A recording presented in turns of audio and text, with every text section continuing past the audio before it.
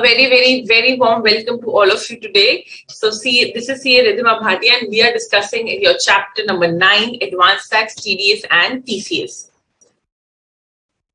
So I hope you revised the concept of TDS. I believe there was a TDS was a new thing to learn and a new concept to understand, and definitely few things will be gradually coming to your way. So TDS covers a lot of payments, especially at your level. We have around 25 to 26 payments, different types of payments on which different types of TDS, TDS are applicable at different rates.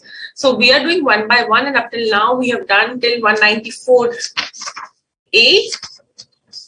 Yeah. So 194A that we have done, and with today's class we'll be doing some 23 different types of payments, and I want everyone to be attentive. I want everyone to participate, and I want everyone to understand what these payments are. Before you go and create hypothetical situations, please understand what are the nature of payments, what are they discussing about. Okay? So before we begin, let's devote 1 minute for everyone settling around, and if there is any quick question which I can take.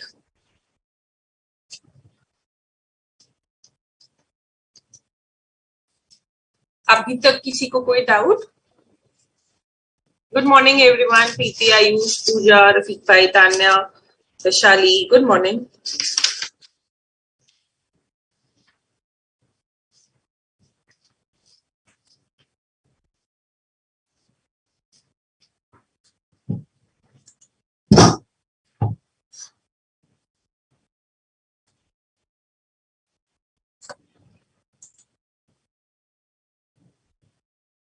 Shall we begin?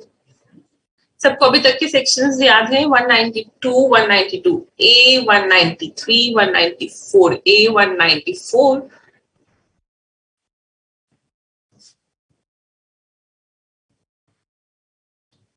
Sure, great.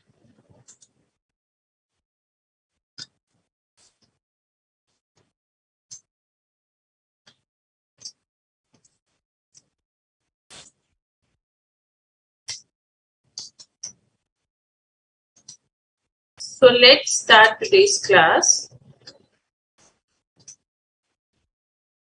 I hope the screen is visible. Okay. So now we are proceeding towards. Thank you. So we are now proceeding towards the next section, which is 194B and 194BB, which is lotteries, crossword puzzles, and horse races. Subsequently, these are two different sections. 194B is for lotteries, crossword puzzles, and 194BB is for horse races. But most of the provisions of both the sections prevail like commonly. So that's why both the sections will be studied today. But before we proceed further, I hope you people remember that these are casual incomes. Correct? Casual incomes की category में आपको पढ़ा था, if you remember. And casual incomes pay the tax as per this section is flat 30%. As per this 115BB. No deductions of expenses, no deductions of chapter 6A, flat 30% on casual incomes. Lotteries, crossword puzzle, and horse races में you get the what? You get the reduction of maintenance of racehorses, expenditure on maintenance of racehorses. That was from the income point of view. Now you have to think from yourself of the source. Now you have to think from the self of the source. So again, as I told you, what all answers we seek? First, we seek the answer of who is the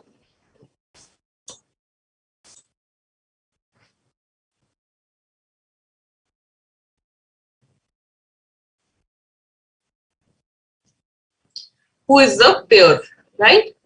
Payer would be the person जहाँ से आपको lottery मिल रहा है या crossword मिल रहा है. So if it's KBC, then the KBC production house, right? So any person. It can be any person. Who is the pay? Pay again here can be any person. So any person to any person. This is not specifically restricted to resident or not resident, but it is a section which can apply to resident and non-resident both. Then what is the TDS amount? The TDS is 30% only when the threshold limit of, please ignore the spelling, only when the threshold limit of 10,000 is crossed. So only when the winnings are more than 10,000. So if you get out at the first level, question number 1 may KBC pay 5,000 GK, so they will not deduct the TDS. But yes, if you win more and more than 30,000, they will deduct the TDS on the entire amount. Now here, interesting thing kya hai, student, you have to remember is this 30% rate. I remember I told you is a flat rate, no surcharge, no cess. But whenever we talk about surcharge, whenever we talk about TDS for our non-resident, we add surcharge and cess in that price. So suppose the winning from KBC was won by Mr. Joey, who is from Italy, okay? So for him, it would be 30 plus 4% of cess, the rate. And if the surcharge is applicable, as if the winning is more than 50 lakhs or 1 crore, then the rate would be accordingly. So if suppose the winning is of 55 lakhs, so 30 plus 10% plus 4%, so it would come to 34.32. So that is how you do it in case of non-resident. But at your level, this is what is important. Okay, resident ko, whenever any winnings or distributed or any casual income happens from crossword, lotteries, all of these things mean the TDS has to be deducted at 30%.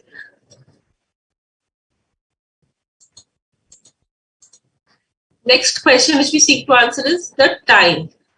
Here also, like your salary and like your PDF withdrawal wala, premature PDF withdrawal, the TDS is deducted at time of payment. The TDS is deducted at time of payment. Okay? So, when horse races mein jab TDS katega, that would be under 194BB, winnings from horse races mein. But when it is for crossword puzzles, your lotteries, the TDS would be deducted under section 194B. When horse races mein, who would be deducting the TDS? The horse race organizer, who will ultimately be distributing the winning amount to the horse race maintainer. Okay? Now, the next question which might be coming in your mind is,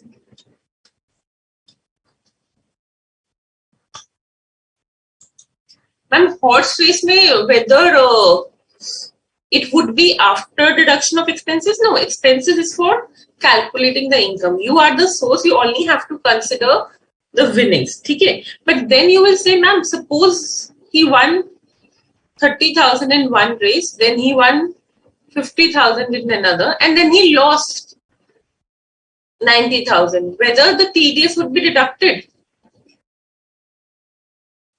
to this person. So there is this person, Mr. X. He won 30, then he won 50K, and then he lost 90K. Okay, so whether the TDS would be deducted, the answer is yes. On the winnings, the TDS has to be deducted if it is more than 10,000. You will not set it off with loss. Even if the net payout from you might be zero or might be negative, but you will not set off the loss. The person who is sources. The person who is the source. So 80 pay direct, you will deduct the TDS. It's a very important question which comes is, suppose winning mein aapka nikla car, okay? Lottery mein you went somewhere and you won a car. Now car is a winning, right? Now the organizer, how will they ensure that they have to deduct TDS? They cannot give you the entire car barring one tire to calculate the TDS amount, no? Now think yourself as the person who, I am the one who won the car and you are the one who has from whom I won the car in the lottery. Okay. Now how will you deduct the TDS? There is no cash amount on which you will reduce it and then you will pay it to me. So these are the typical cases when there is a winnings in kind.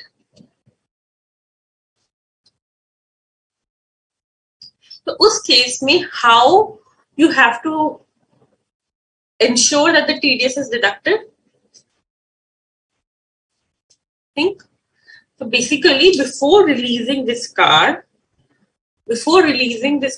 either the organizer, that is you, would recover the amount of TDS from me and then you will deposit it, or you will ensure that I have deposited the income tax on it and then you will release the car. So it is your responsibility to ensure that the TDS which is due on it is deposited. Either you recover from me or I myself deposit it. That is a thing which you have to ensure.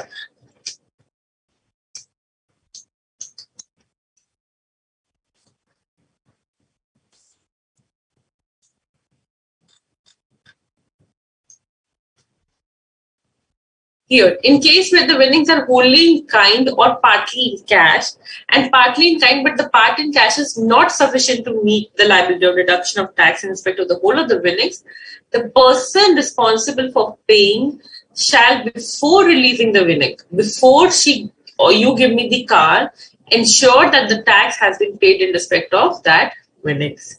Okay? So this is whose liability to ensure? Yours. So you will ask for the proof of such insurance. Okay, so please be very, very careful. Isme a question like this come, a theoretical question like this come, that a so and so person won a car. Now, what would be the liability of TDS on the source? Okay, any query under section 194B or 194BB?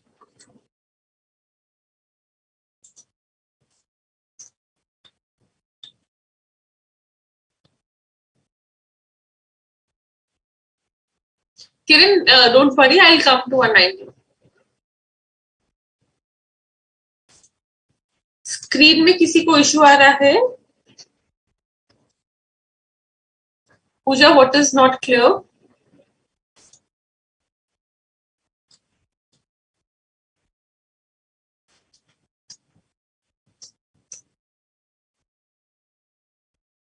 Is the screen clearly visible? 194B and 194BB clear?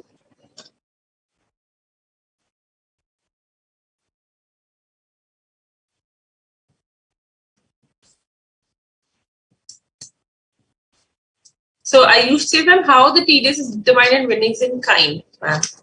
Simple.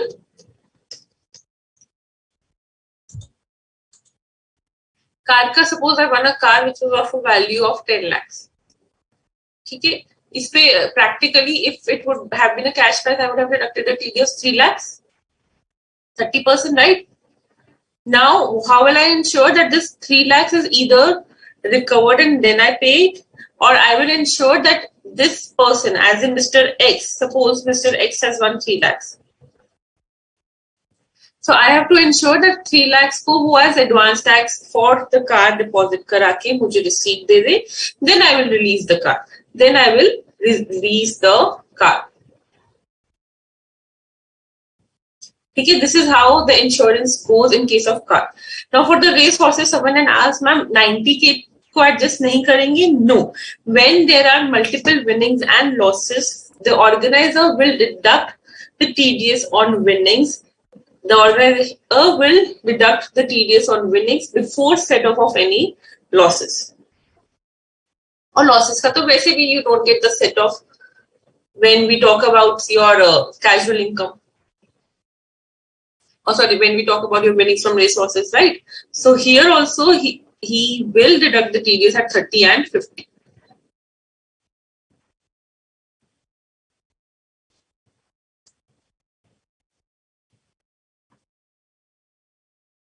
So you say, ma'am, how will he ensure? Usko to kuch dene ko nahi. He'll ensure his recoveries from any which way, but the liability has to be there on the deduction of TDS on this 30 and 50.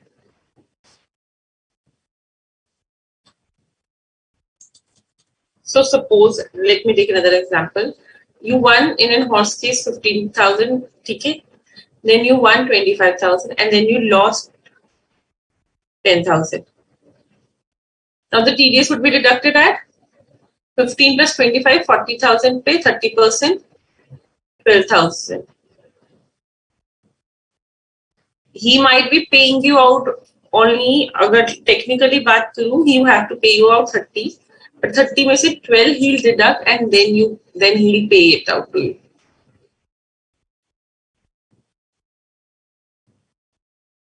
अब समझ आया? इसमें ये obviously बस आप confused कि ma'am loss ज्यादा हो रहे तो रिकवर कैसे करेंगे? He will recover. The insurance is not always of the person to recover the amount. ठीक है?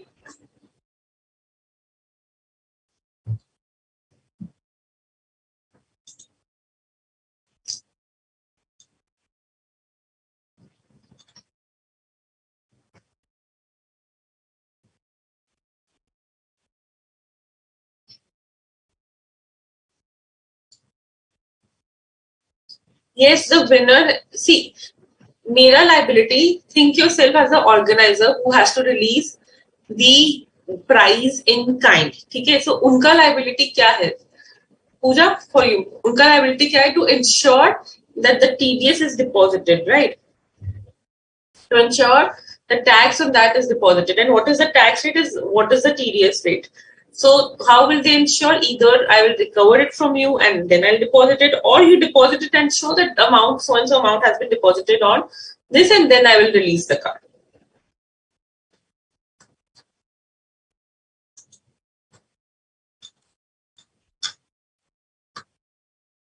Okay. Now we move towards our very important section. Very, very important section. Please, everyone on the screen now.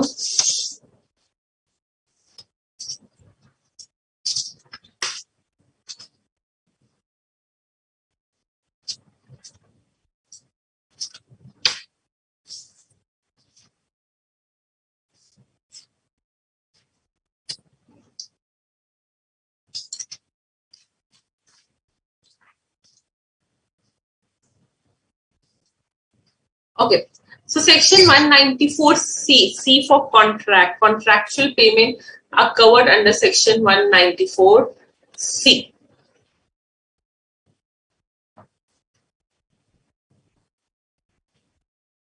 To whom it is applicable, who is the payer, who is the payee? Now let's understand. So who would be the payer?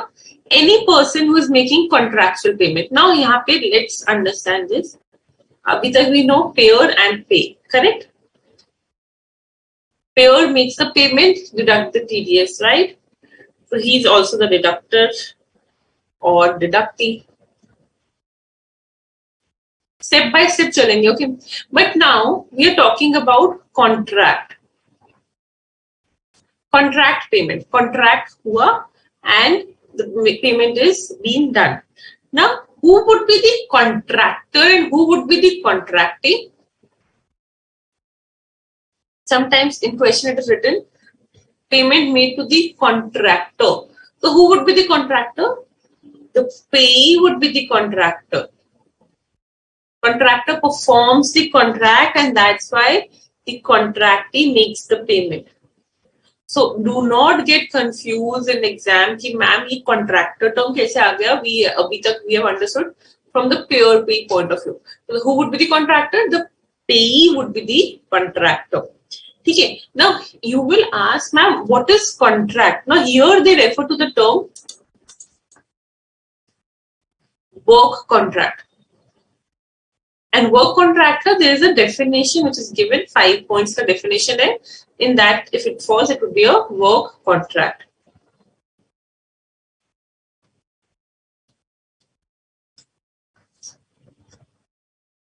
So if any person except individual and HUL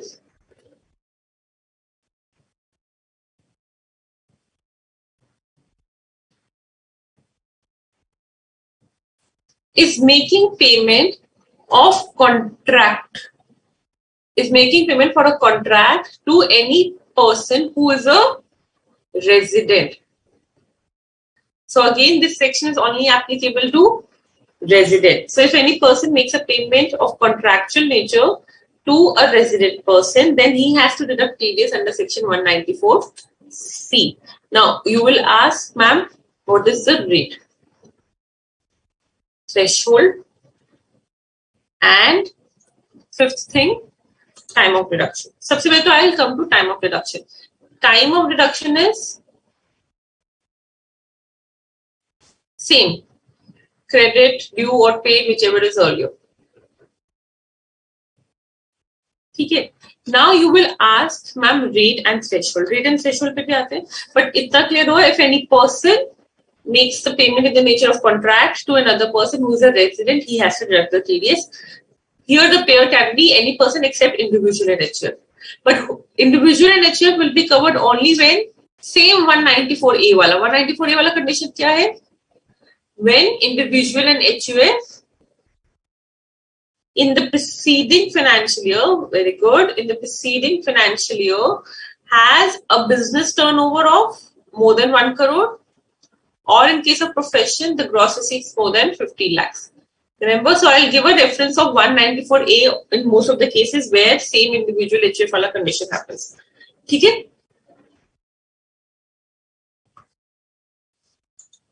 Then they have to deduct the TDS under section 194C. So if you're an individual not having a turnover of more than 1 crore in the preceding financial year, will you deduct the TDS? No, you will not deduct the TDS under section 194C. So what is the rate? Now rate here are two rates. In fact, इसमें individual HUF, AOP, BOI भी डाल दो. Okay. Now what are the rates? If you are making a payment to individual or HUF, as in resident, individual and HUF, then the rate would be 1%. If you are making a payment to other than individual HUF, then the rate would be 2%. So if a company paying to individual, how much TDS would be deducted? 1%. If an firm is paying to company, how much TDS would be deducted? 2%. If a firm is paying to HUF, how much TDS would be deducted? 1%. And obviously resident, individual and HUF. If an individual is paying to an individual, how much TDS would be deducted? 1%, provided the individual payer has the turnover of more than 1 crore or profession के case में more than 50 lakhs gross receipts in the preceding financial year. Okay? Now we come to threshold. Now threshold is very, very, very interesting and very, very, very important. The threshold here is if the payment for single contract or the single payment or the single bill is more than 30,000, or if an aggregate payment during the year is more than 1 lakh. At your level, the question will come from this threshold wala limit. So please be attentive. Ma'am, ye kya hua? Okay, let me explain. What did I say? If the single payment is more than 30,000 or if the aggregate payments are more than 1 lakh. सबसे पहले single payment पे आते हैं. If you are making a payment for a single bill, suppose there is Sham, the payer or the contractee, and then there is Ram, the contractor. Okay, Sham, इन्होंने राम के साथ AMC charges का काम किया है, ठीक है, annual maintenances.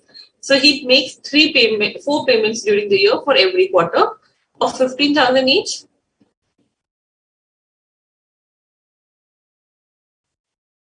Single bill for each quarter is not crossing 30,000. So Sham will not deduct the TDS.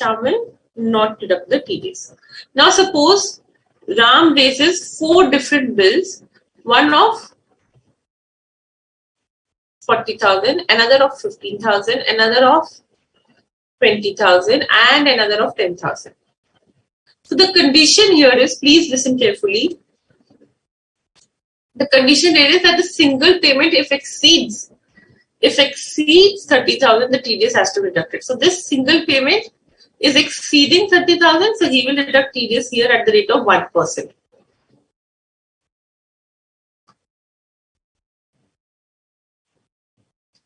And the aggregate payment should cross 1 lakh. But here 40,000 से single bill to increase होगा. इस पे 30,000 cross हो रहा है? No. So whether on this payment the TDS will be deducted? No. Here 20,000 से cross 30,000 से cross हो रहा है? No.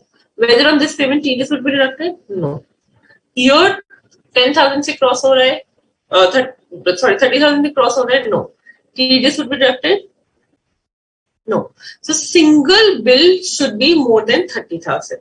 Error condition is this. So that's why on the bill which is more than 30,000, I have deducted 1%. Single bill or the single payment. If I'm making an advance of 50,000, I'll deduct the TDS. Maybe unke liye he gives separate bills, does not matter. Okay? So single payment should not be more than 30,000. If it is more than 30,000, TDS would be deducted. And then what is this 1 lakh wala limit? If an aggregate payment made during the financial year, the TDS would be deducted if it is more than 1 lakh. अब होता क्या था, this 30,000 के लिए, what people used to do is they used to make multiple bills to come below 30,000. So even if Sham and Ram are having a transaction of say 1 lakh, 2 lakh during the year, but they reduced it to less than 30,000 wala bill so that TDS ka liability na hai. Okay, so what the government did, they said we'll put another check. Agar aapka single payment is not crossing 30,000, do not deduct the TDS. But if in that ledger, you make ledger for every account, remember accounts, if in that ledger, the aggregate payment crosses 1 lakh, then you have to deduct the TDS. If the aggregate payment crosses 1 lakh, then you have to deduct the TDS, even if each bill is less than 30,000.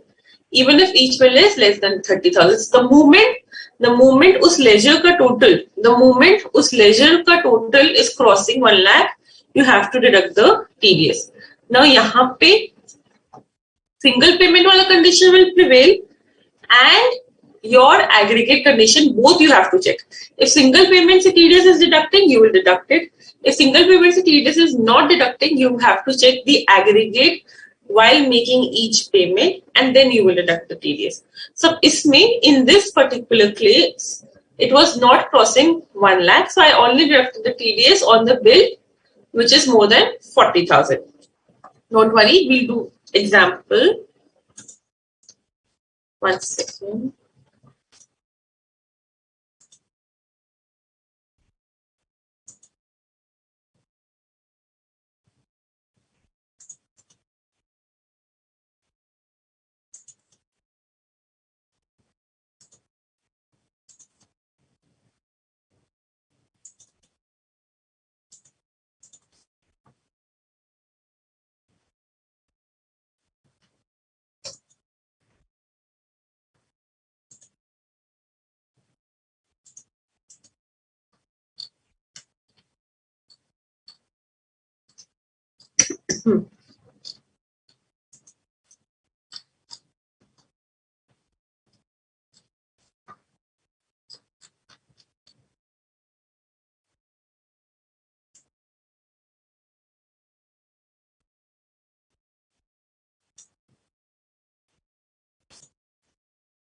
Now everyone on the screen, please. 194C may we are doing. Everyone, please on the screen. First payment hua. This is payment to Mr. X. First payment hua 25,000 ka. Whether I will deduct the TDS, I will see whether 30,000 ka bill is there or not, or aggregate 1 lakh hua hai ya nahi. Both the conditions are not met, so I will make the net payment of 25,000. Okay, I am making the payment to Mr. X. No TDS. Then second payment due hua. Second payment ke time pe bhi, where this bill is of not 30,000, correct? And the aggregate up till here is not crossing 1 lakh. It is not crossing 1 lakh. So will I deduct the TDS? Is there a liability which is getting triggered? No, threshold is not getting triggered. So no TDS liability here also. So full 28,000 ka payment kar diya. Now I come here.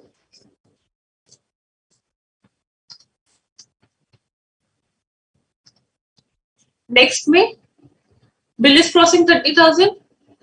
No. Aggregate up till here, while I'm making the third payment, did it cross 1 lakh? It is coming to 82,000. Did it cross 1 lakh? No. So, no liability to deduct TDS. पूरा का पूरा 29,000 का payment कर दिया.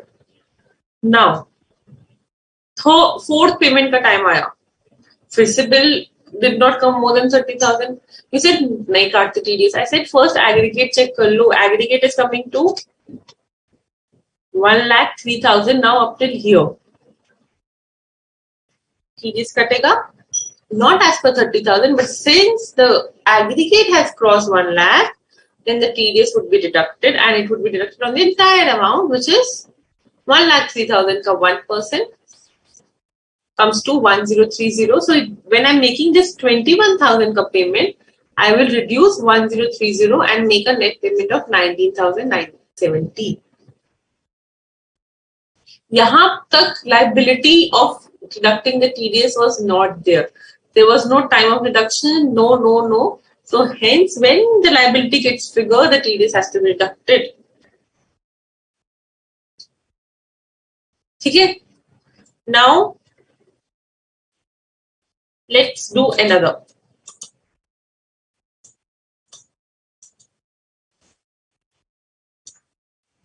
इसको समझ लिया, that means आपको this point, entire point of TDS deduction is clear. Now here there is another ledger where I have to make payment to Mr. J. Now let's see. First payment, crossing 30,000, TDS would be deducted. Yes or no? Yes. 350, 1% के हिसाब से I deducted the TDS. 34,650 का net payment. Correct? Now next payment हुआ Mr. J को 35 plus 15. Because the bill is not crossing 30,000, then I have to ensure कि ledger में उस point तक it is not crossing 1 lakh. Is it crossing 1 lakh? No. Will I deduct the TDS on this? No. So full 15,000 का there would be the payment. Then third payment का time आया. Now third payment के time पे again the bill is not more than 30,000 and obviously the aggregate is not more than 30,000. It is coming till here 78,000. TDS deduct होगा? No. Total entire 28,000 का payment would be done. Correct?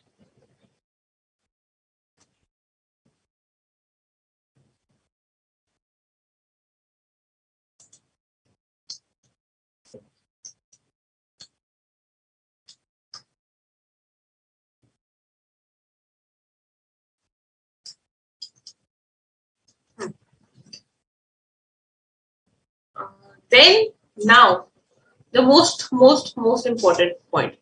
Fifth payment का time आया and fifth payment का भी bill 30,000 से ज़्यादा नहीं आया. But now at the time of fifth payment, my ledger total is 1,07,000. Correct? Will I deduct the TDS? The answer is yes. Now the aggregate has crossed 1 lakh. On what amount the TDS would be deducted? On 29,000? No. On 1,07,000? No. Ma'am, why? See, यहाँ पे 1,07,000 तक obviously TDS has to be deducted at the rate of 1%, which is 1,070. But already 350 का TDS has been deducted. This is the most important point. Already 350 का TDS has been deducted because in this 1,07,000, this 35,000 ka bill is also included. Correct? So already 35,000 paid, the TDS has been deducted. So on what amount I will deduct the TDS? On the remaining amount. So either you can take two approach. Either you can take the bills on which TDS are not deducted and uska 1% karo, which is 15 plus 28 plus 29, which is 72,000. Uska 1% karo, which comes to 720. Or you can calculate it as abhi tak whatever the aggregate payment is, uska 1%, which is 1,070 minus 350, which is already deducted. Then also you will come to 720. Both the approaches are correct. The point is your answer should be right. Okay? Either you choose the bill on which the TDS is not deducted, or you calculate the aggregate and then from this reduce the amount on which the TDS has already reduce the amount of TDS which is already deducted, and then deduct the balance. So 29,000 minus 720, payment कितने का होगा? 28,280 का. Do not do 29,000 minus 1070 because 350 is already deducted. Take a point and then tell me इसको clear हुआ या नहीं. You can note this example also. Correct, Somesh, you have to consider both the condition.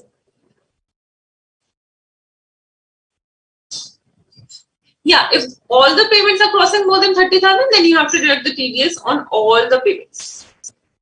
Then 1 lakh wala condition to obviously would not come. But yeah, if even a single payment is missing, then that 30,000 wala limit, then you have to be careful कि 1 lakh to cross नहीं हो रहा. So you every time you have to check both the condition. जैसे अभी step by step किया, वैसे ही उस time करोगे, okay? Yes, Somesh, for every contractor you have to understand the limits. So the TDS limits are always per pay, per year, and per financial year. So always you have to do it, okay?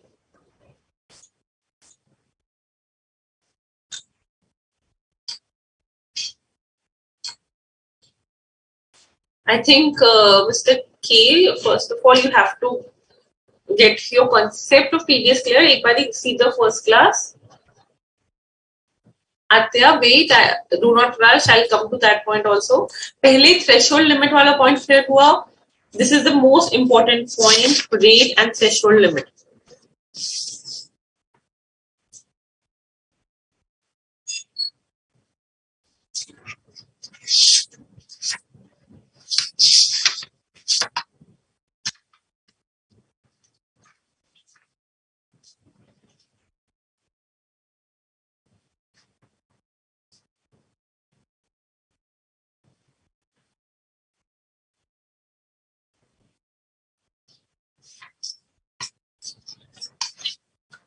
But abhi we are still clear no? Chalo, great.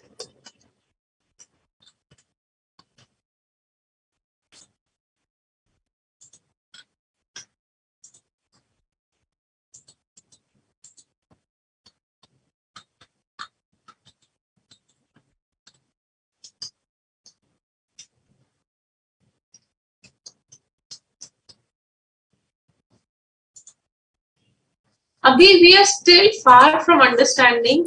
एक चीज हमारा रह गया, that what is work contract? No, aren't you wondering what is work contract?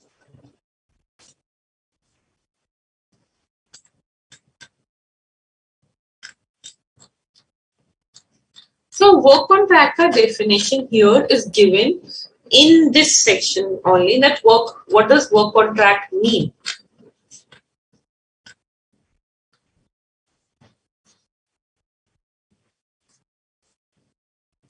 So they say work includes advertising. Work includes advertising. So if I'm making a payment for someone to advertise, I'm making a payment for someone to advertise, that would come in work contract. Advertising ka payment होता है, newspaper ads, radio ads, all of these comes in work contract. Another work contract definition is broadcasting, telecasting, including production of programs for such broadcasting or telecasting. Meaning, if I am making any payment, broadcasting क्या होता है when it comes through audio, and telecasting is when it is audio and video, like TV, okay?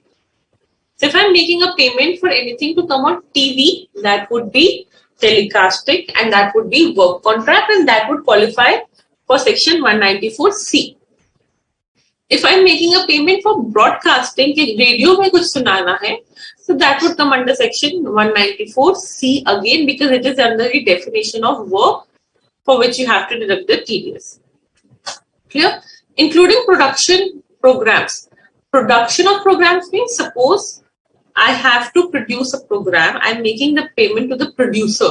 I'm making the payment to the producer to produce a program, that would be work contract.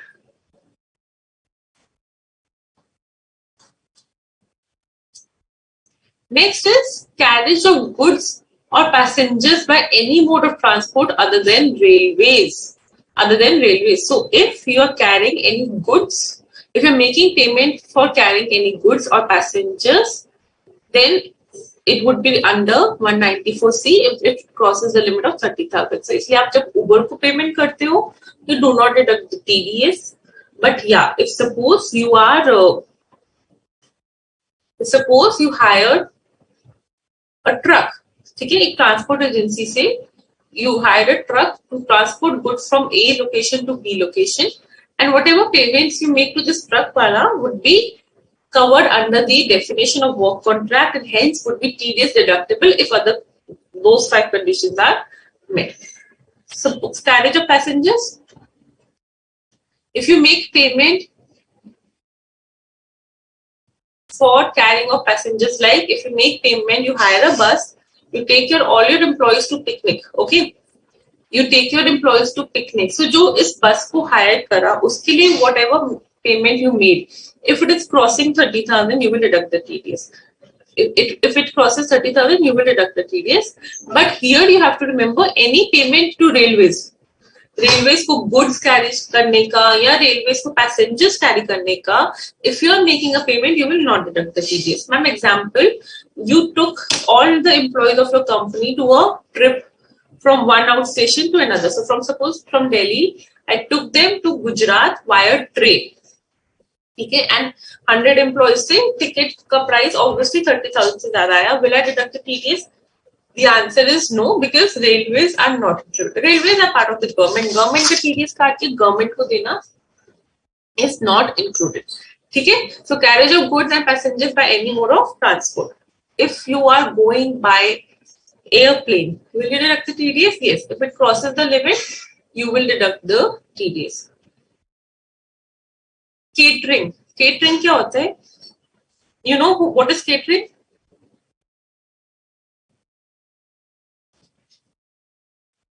Yes, in functions and all where the food is organized, if you go to any shadi, the food wala thing, that is catering. If you go to any in function or any award function, the food which is organized there, that is through catering. So catering means caterer ko payment hota hai. To whom the payment is done? To the caterer. So for that, if you're making a payment to the caterer, that would be again covered under work contract and hence TDS would be deductible. Now, इसको please important mark करो. Manufacturing or supplying a product according to the requirement or specification of a customer by using material purchased from such customer or its associate. यहाँ तक is sufficient. What is this? Manufacturing or supplying a product according to the requirement or specification of customer by using material purchased from the customer. Ma'am, example. Now here work contract. इसको क्या कहते हैं? Job work. Common way. Job work. So please understand work contract में अभी तक क्या क्या है? Advertising, broadcasting, telecasting, carriage of goods and passengers, other than transport and railways, catering, and manufacturing or supplying of a product according to the requirement or specification of a customer by taking the material from the customer. Now, suppose there is this furniture wala, okay, and I have to make a furniture. I have to make a furniture for my office. And I ask him to come to my office, prepare the furniture as per my specifications. Number one, जैसे I will tell you have to do that. And I will provide you all the lakkad or the wood which you need. Okay. So the material is provided by me. Both the things, specifications and the material, both are provided by me. If both things qualify, it is a job work. It is a job work. And for job work, the TDS would be deducted under section 194C. Material bhi mera, specification bhi mera, job work. Suppose, listen carefully. Specification mera, material mera, it is job work. Suppose he comes and paint to my office and I provide him the paint as per my specification. He is doing the work. That is job work. That is job work. That is deductible under section 194C. Now suppose if I go and purchase a furniture from market. Will that come under job work? The answer is no. That is a sale of good which they have done. That is not as per my specification and as per my material, right?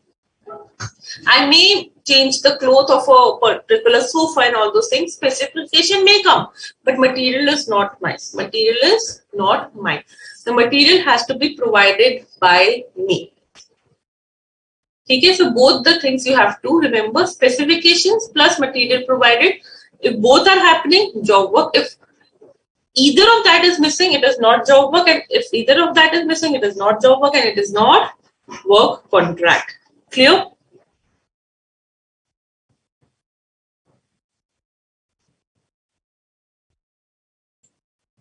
Now, there are certain exceptions which anyone has to remember all the time.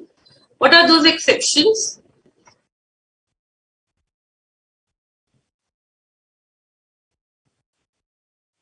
What are those exceptions? Number one, individual and HUF will not deduct the TDS even if it is the nature of work contract, but the purpose is personal. If the payment is made for personal purpose, you will not deduct the TDS. So even if you have a turnover of more than 1 crore and you are liable to deduct TDS for 194C, but the nature of payment is for personal purpose, you will not deduct the TDS. Example, catering. अभी हमने पढ़ा कि catering के case में TDS has to be deducted, right? But if catering is done for घर का शादी, if catering is done for घर का शादी and I'm making a payment to the caterer, assuming I have turnover of more than 1 crore, I will not deduct the TDS. I will not deduct the TDS because it is for personal purpose. That's why when you book tickets for your own leisure and entertainment through flights, you do not deduct TDS because it is for personal purpose. Then suppose I hired a cab. I hired a cab to go to Manali and come back, and then the payment is made for more than 30,000 to the person, but it was for my leisure trip. I will not deduct the TDS. If the same cab was hired for employees to take them to some either off-site or some business meeting, whether the TDS would be deducted? Yes, because that was for business purpose. Personal purpose not included. I am making a furniture for my home. Will I deduct the TDS?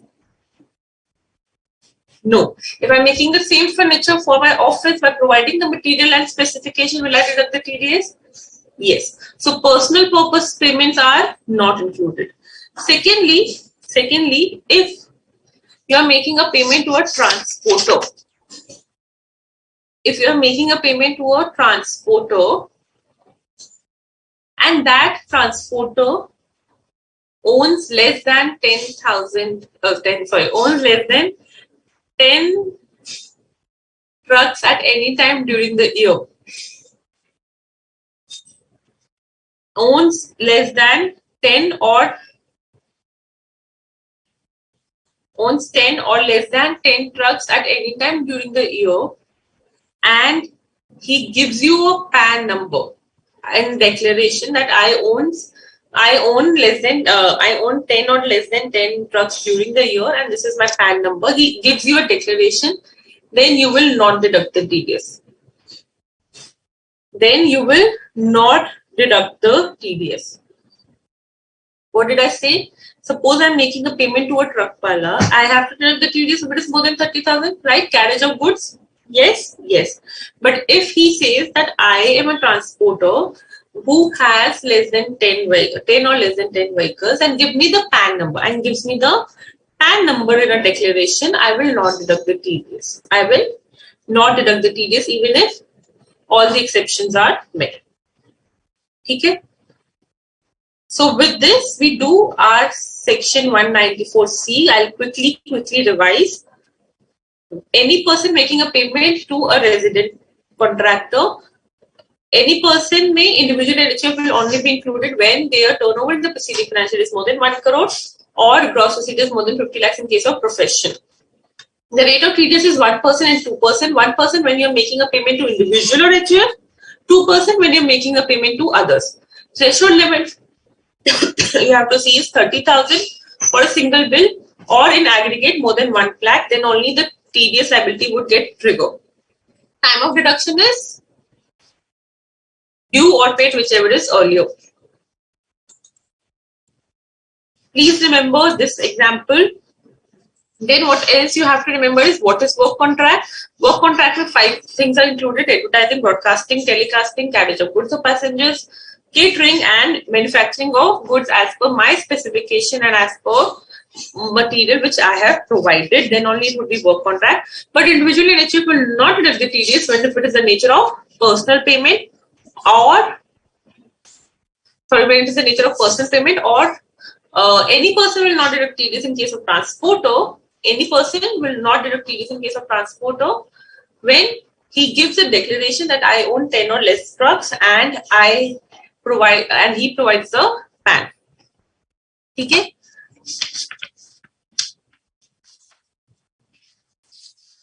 Now there is this circular which I think at your level might not come very useful, but yes, you should know about this circular. 9 वाला circular है, ठीक है? Then I'll take your queries for that.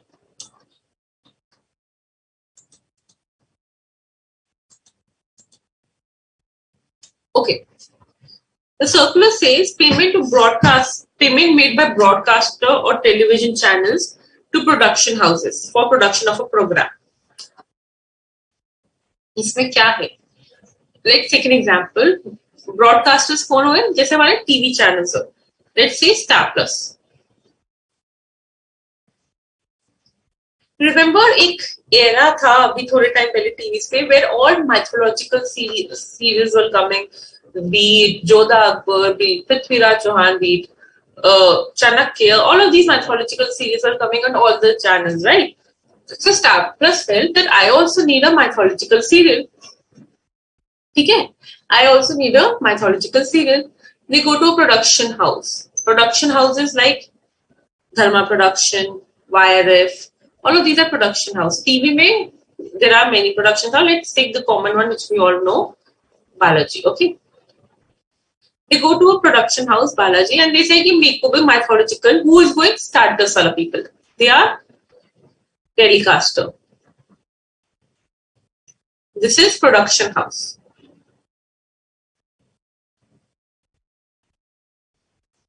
They go and they say that I also need a mythological serial. The production houses kya hota hai? They keep on developing serials and then they go to a telecaster who will telecast it. So they have many a time they have serials ready, as in the program is almost ready.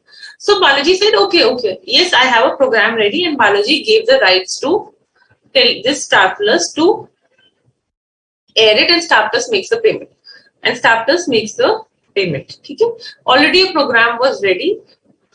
Star Plus purchased that program for telecasting. Okay. Now whether this payment is in the nature of contract, production of program is in the nature of work definition, but the circular say this is not in the nature of 194C wala payment. It may be deductible in another section, but not C. Why? I'll tell you why. So suppose Star Plus goes to Balaji and give them all the specifications that I want this program, I want this person to act, I want such a set, I want such a costumes, I want such a story, I want all those things as per their specification, and then Balaji produces a program and give it to them. That would have been a work contract. And that would have qualified under section 194C.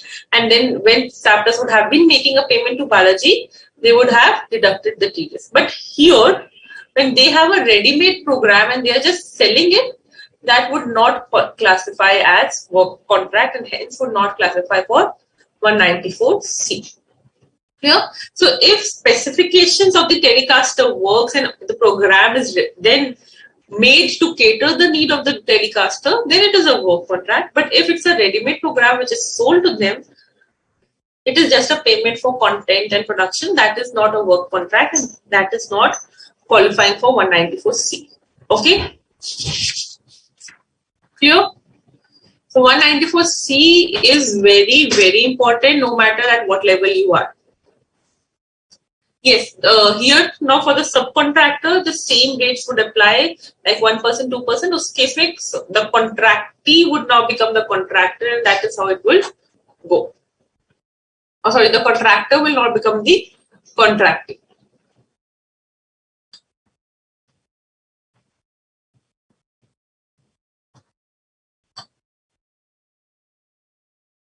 Yes, even if in for personal purpose, I will not deduct the TDS, even if in the preceding financial year I am meeting the condition. किसी को कोई difficulty अभी तक?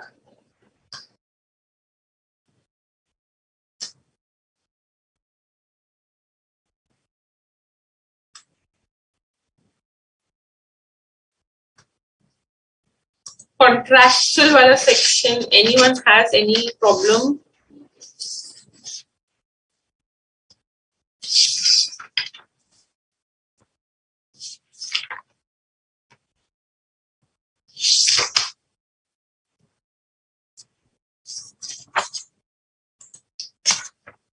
चले आगे? Great.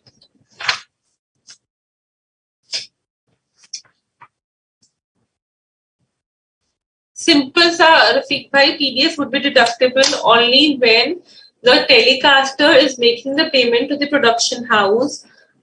Only when the telecaster is making the payment to a production house for a program which is developed as per telecaster's need. Okay? Otherwise, 194C would not be applicable. What all comes in personal purpose? Anything can come in personal purpose, which is not for business purpose. There is no definition, puja, to it. It can be anything. If catering, if I'm using it for ghar ka function, it is personal purpose. But if that same catering is used for an award function, which is of office, that is official purpose. Then TDS liability would arise. No Prabhas, latest amendments, ekdam aapka 30th April se I think valid is, which is as per the new book and as per RTP. Material actors नहीं होते, specification has to apply.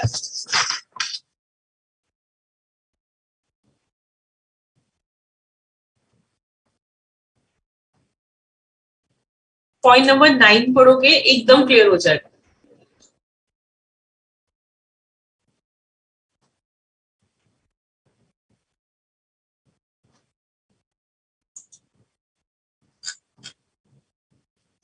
Any problem?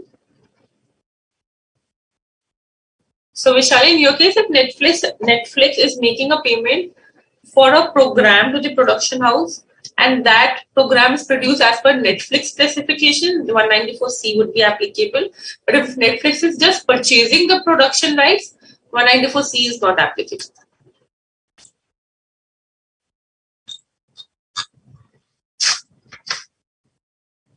Rituvi Kumar, that was covered in the previous class. 50 lakhs individual HF only have to deduct TDS when in the preceding financial year. So if you're talking about previous year 21-22, the preceding financial year would be 2021. If in that year their turnover is more than 1 crore, or if they are into profession, their gross receipts are more than 50 lakhs, then only in this financial year they will, as in 21-22, they will deduct the TDS. Please, again, I request everyone to please do from the first class, because we dedicated good 30-40 minutes to understand the concept of TDS. And no one will tell you at this level, everyone would say, "Ke chalo, please samjho."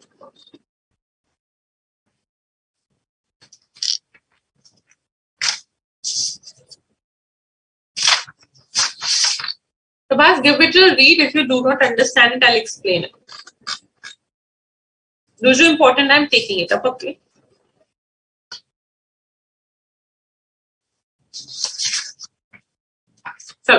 So now we proceed further. We have lots of payments to do this time.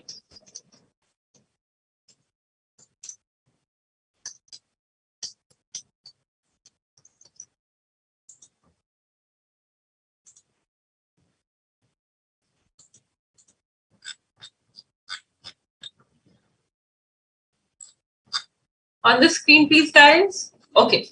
Now we do section 194D. बहुत simple है. I'll tell you which are very, very important and which are just you have to remember the TDS rates in that. Section 194D, insurance commission. What is insurance commission? Insurance companies have their agents, right? Those agent gets commission. So those agent gets commission based on the insurances which they sell. So who will deduct the TDS? Any person, and that any person would always be insurance company. When will they deduct the TDS?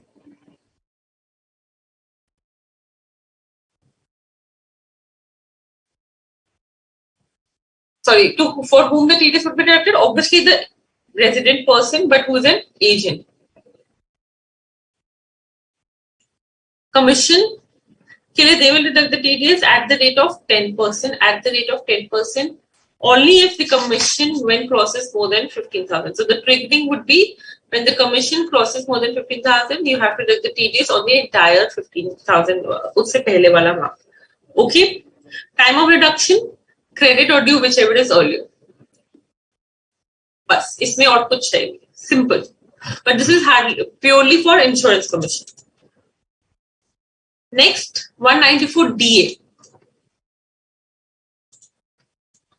Section 194DA, payment in respect of life insurance policy. Life insurance policy pe kya hota hai? You get a maturity amount. Please listen carefully. Maturity amount. So who would be the payer here? The insurance company. So any person who is obviously the insurance company making a payment to a resident person. Here also only resident person is covered.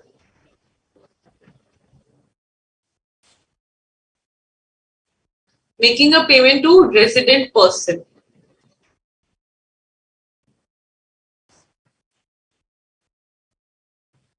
(194)DA talks about maturity amount. So any person making a payment to resident person for this maturity amount would deduct the TDS.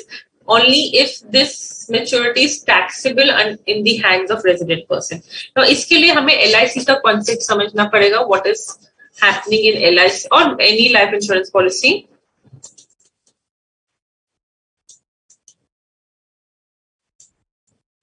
What happens? Generally, you make payment of premiums. Suppose you're making payment of 10,000, 15,000. Every year there's a fixed premium though, 10,000 for 5 years. Okay? This is a very basic thing which I've taken. You're making a payment of 10,000 for 5 years. 1 second, sorry.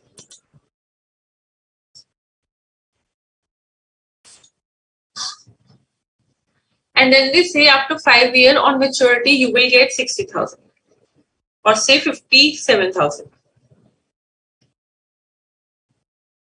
So this is your maturity amount. This is your premium amount.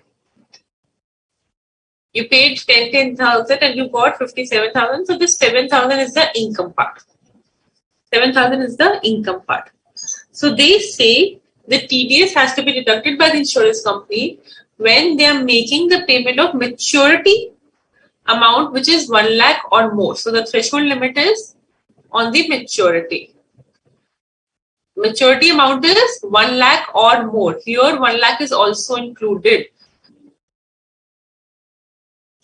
Then the TDS has to be deducted at the rate of 5%. At the rate of 5%. But यहाँ पे interesting part is that they say the TDS has to be deducted on the income part.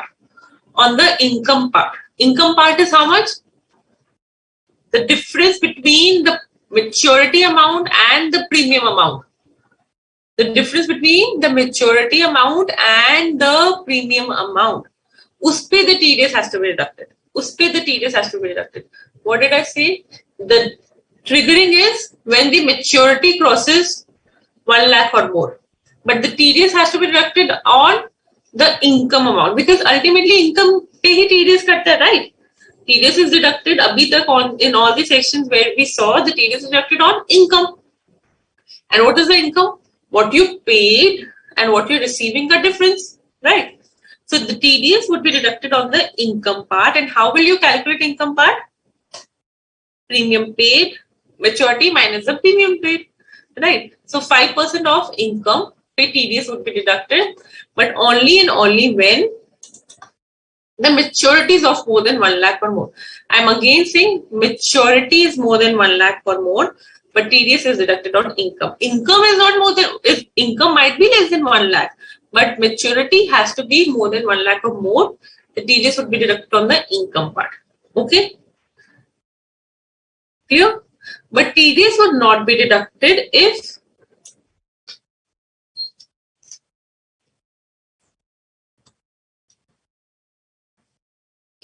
the sum is not taxable in the hands of resident person. If the sum is not taxable in the hands of resident person. When it is not taxable, generally all life insurance receipts, generally life insurance maturities are not taxable. But remember, you must have learned the limit under section 80C insurance premium ka 10%, 12%, 15% of capital sum assured. उससे ज़्यादा होता है. You did not get 80C का deduction. Do you remember? Try to link it. पढ़ा था कुछ ऐसा, right? 10%, 12%, 15% from issue of the policy say capital sum assured कुछ पढ़ा था, correct? And if that would have been the case, premium का deduction नहीं मिलता था, right? Correct? Similarly, 1010D में maturity of such particular policies were not exempt.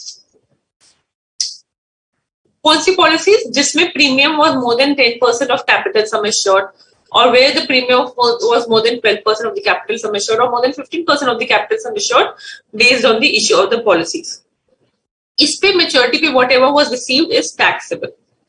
Otherwise, all are exempt under section 1010D. All are exempt under section 1010D. But where the premium is crossing the capital sum assured, unka maturity is also taxable, and only those will be covered under section 194DA or key man insurance policies. This term I think you have heard in salary, you have heard in PGBP, you have heard in other sources. Key man insurance policy. Iska maturity is taxable as income in case of PGBP, as salary in case of income under the head salary, or as income from other sources, but not taxable under any other head. I'm not going deep into that, but yeah. So iska bhi TDS would be deducted by the insurance company. Only if the amount is taxable, the TDS would be deducted. Only if the amount is taxable in the hands of resident person, the TDS would be deducted. Second thing, TDS would be deducted on the income part, but the triggering will only happen when the maturity amount is 1 lakh or more. Again, I'm saying is 1 lakh or more. Abhi tak maximum sections may we see if it is more than 15,000, if it is more than 30,000, but here 1 lakh is also included. Okay. Okay, we'll do one question.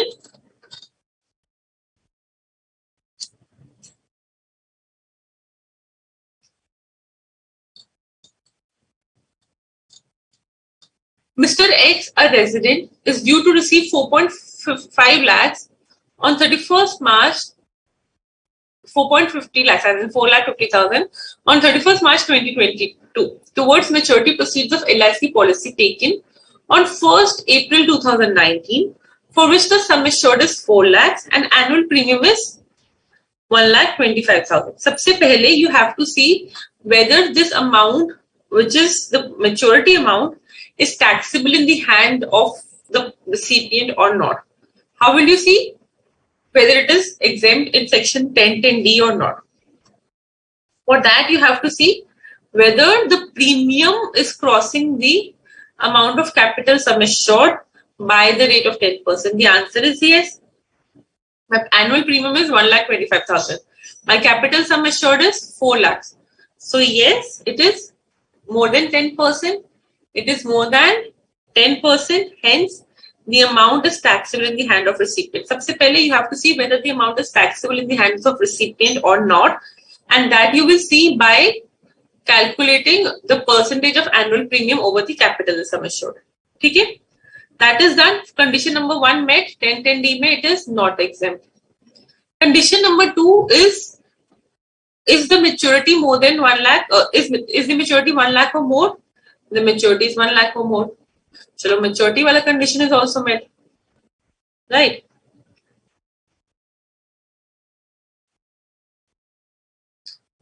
Then third condition is the TDS has to be calculated on income. But what is the income? What is the income? Income is sum maturity minus the premium. Premium I paid for 1920.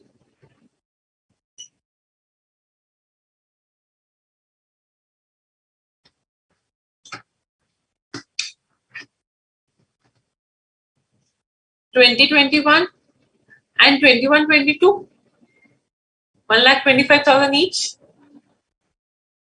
This comes to 3,75,000. Correct? These are the sum of my premiums. What is my maturity amount? 4,50,000. So 4,50,000 minus 3,75,000. 75,000 is my income. Display the TDS would be deducted at the rate of 5%.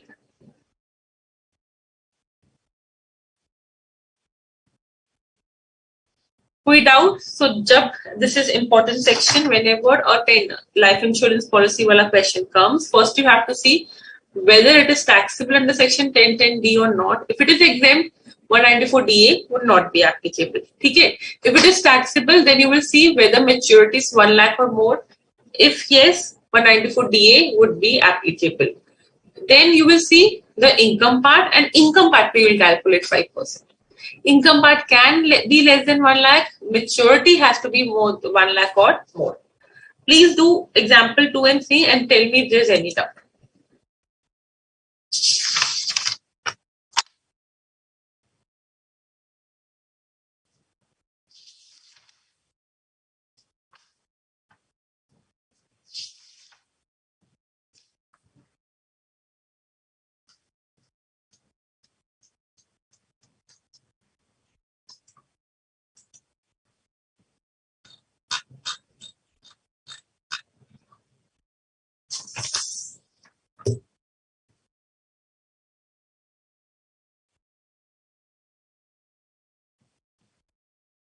Vimal, please wait.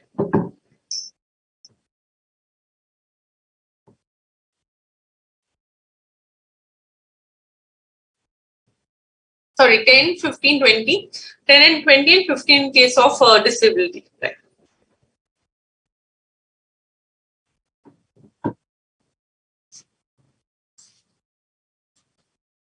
Kriti, limit of what?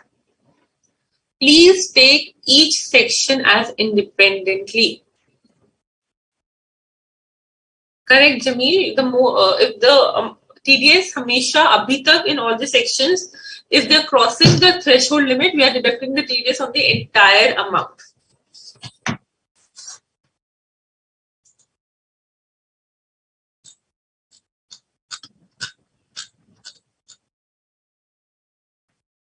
See, I am not going on to the 10, 12, 20, while 10, 20, 15. That you have to remember. 20 is before 1st April 2012.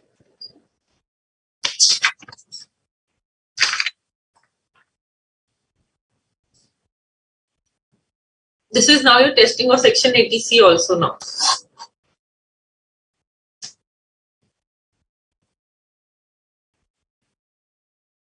Correct, Prabhas? Very good.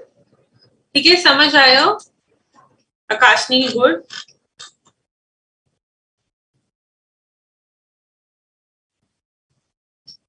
वो 3 steps का check हमेशा रखोगे. You will be right in 194DA.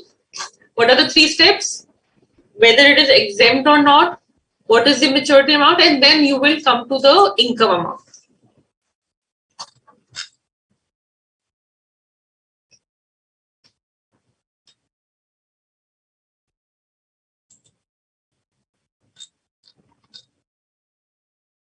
Correct, Pooja? Insurance company will deduct the TDS.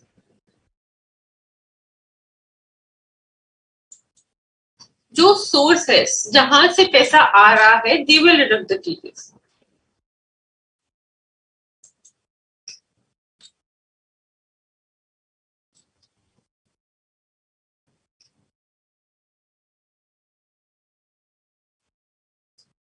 Vijay, the limit, see, for the turnovers for individual and HF, I explained the reason also.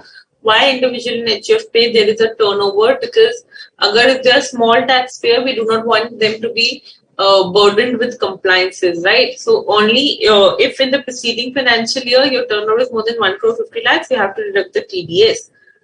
If in the current year the limit is not matching, it does not matter. It does not matter. Then in the next year you will not deduct the TDS. But if in the preceding financial year it is crossing 1 crore or 50 lakhs, as the case may be, you have to deduct the TDS.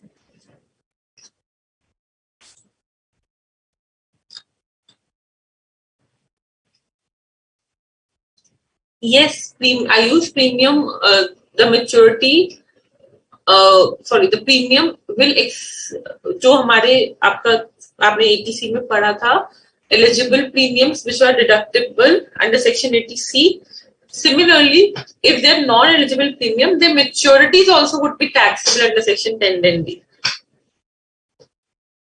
And if they are taxable, then only 194DA would be applicable.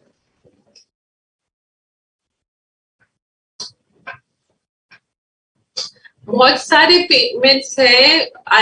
It would be overwhelming. I'm saying again, but step by step, every section independently, you will be able to do it. And important fact, so I'm keeping you marked. Okay, I hope you people are noting that. Okay. Very good, Akash. Very good. Clear? Chalo. Now let's proceed to the next payment.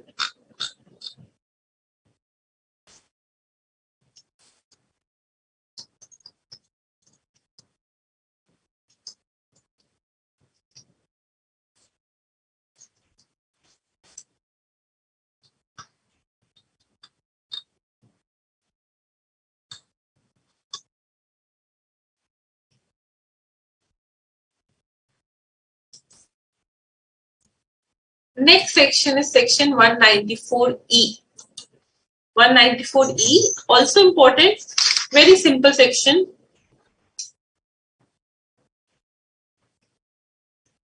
(194E) section क्या कहता है? Section 194E says if any person is making a payment to non-resident sports person,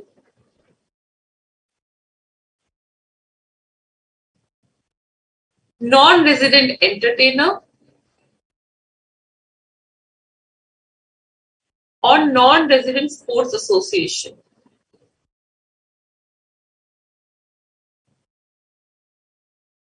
(194E) would be triggered. Sports person and entertainer should also not be citizen of India.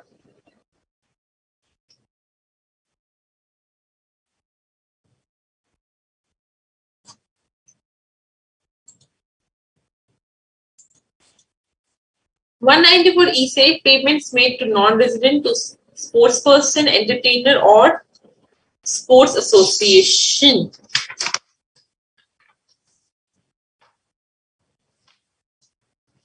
The TDS would be deducted at the rate of 20% if any payment is made to sports person, entertainer, sport association. At 20%, there is no limit. But since the payments are made to non-resident, and I always tell you that when they are non-resident, you add cess also.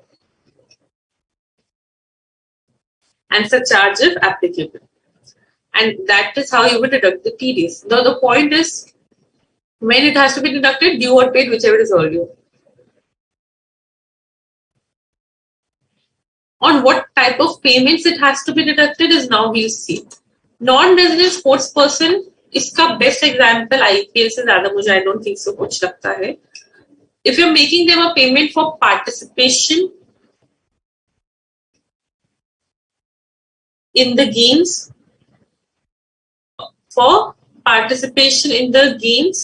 like IPL may, whatever they get, that is covered here. If you're making the payment for advertisement, like they come to India and they do hell lot of ads, right? So advertisement may add करने के लिए, if you're making them the payment, it would be covered here. If they are writing any article for any magazines or any blogs, and for that you're making the payment to the sports person, including all athletes, would be covered here. Now suppose, who's your favorite cricketer? Suppose David Miller came. Okay.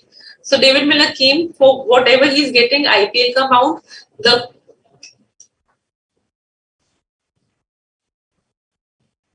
Gujarat Lions would have deducted TDS under section 194E. Okay. Then he came to add TDS would be deducted under section 194E. He gave an article in the newspaper, TDS would be deducted under section 194E. Sports person, non-resident, whatever payment coming would be deducted under section 194E.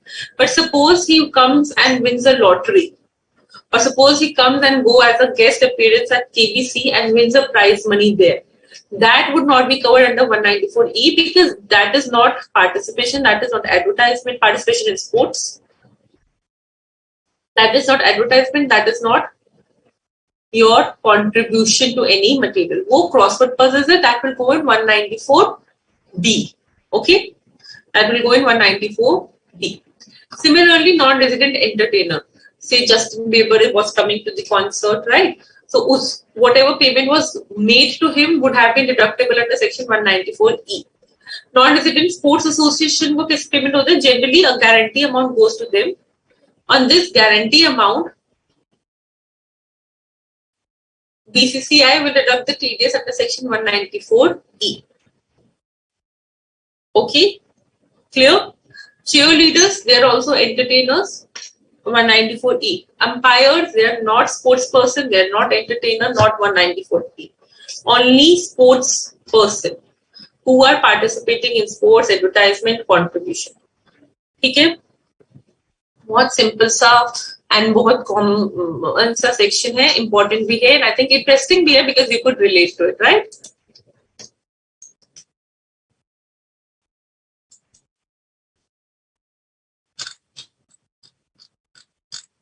Correct? चलो. इसमें again and again I'm saying do not forget to add surcharges. जहाँ non-resident आया, do not forget to add cess and surcharge and cess. Please, please, please. Whether it is 194B, whether it is 194E, and surcharge and cess is always added in 192.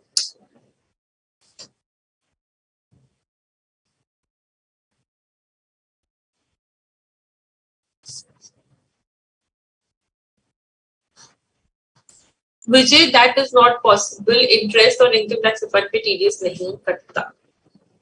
But let me, you can share it to us and we can see it, okay?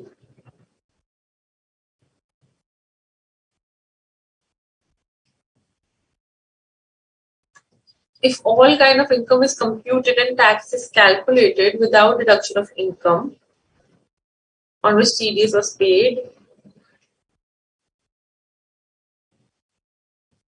now, Pooja, I did not understand your query. This is in which context? 194E clear? 194EE and 194F are not very important. 194EE ko you can give it a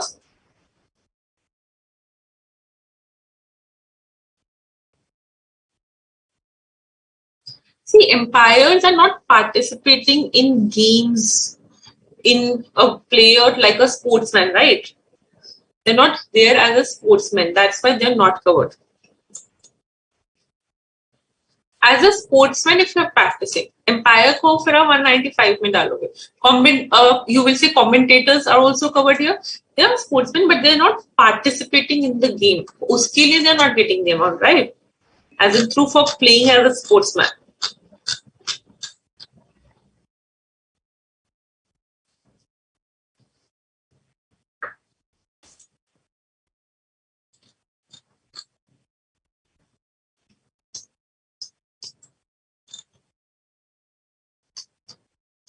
(194EE) and F again I'm saying not very important. You can just give it a read. They are done. Okay.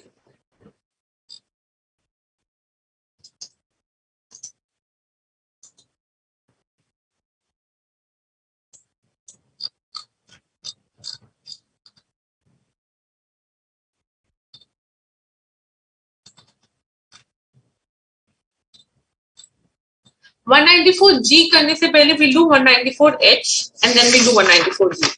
Okay.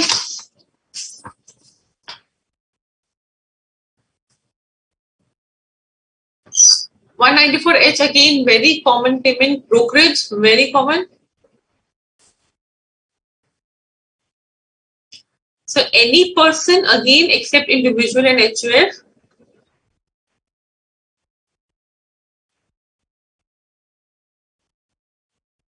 And individual and HUF only when 194A wala, when in the preceding financial year, the turnover in case of business crosses 1 crore or gross receipts in case of profession crosses 50 lakhs, they will deduct the TDS, otherwise they will not deduct the TDS. Okay.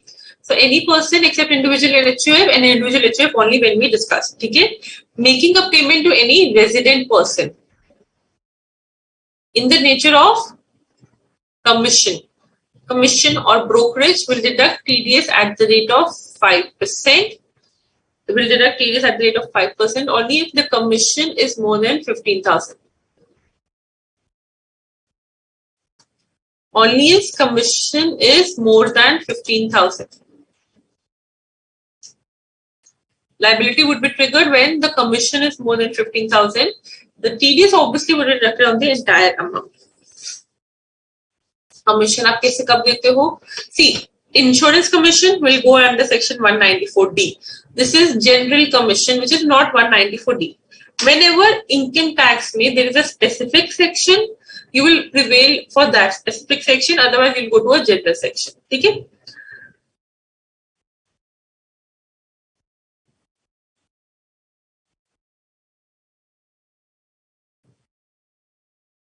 Clear? Time of deduction, due or paid, whichever is earlier. बहुत simple सा है. इसमें एक circular है which is very important. Point number 6. उसको please let's understand it. ध्यान से, this will have you a understanding of the dynamics in the real world. Now, please listen carefully and take an example. I am a person, ठीक है, I have a turnover of more than 1 crore, ठीक है, and I want to take Mr. X, ठीक है. Mr. X has to, I am Mr. X, okay. Now, Mr. X has to have an ad in newspaper, ठीक है. He has to have an ad in newspaper of his business, ठीक है. He runs a good textile showroom. He wants to have an ad in it. Will he go directly to the Times of India office? No. He will go to an advertising agency.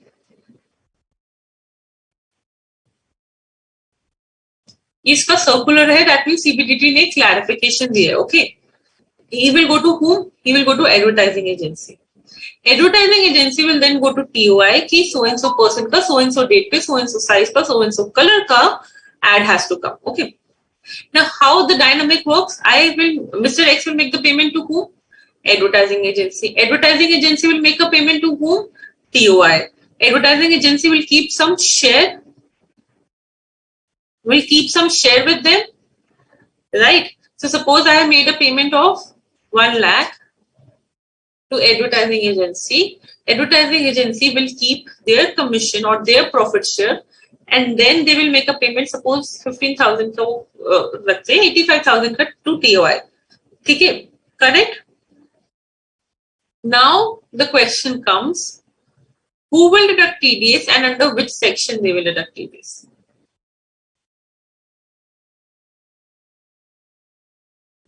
अब इसमें दो payment है. One payment is which is made by X to advertising agency, another payment is made by advertising agency to the newspaper company, right? So सबसे पहले on this payment 194C would be applicable because advertising के nature में payment हो रहा है, right? Contract 194C, TDS would be deducted under section 194C.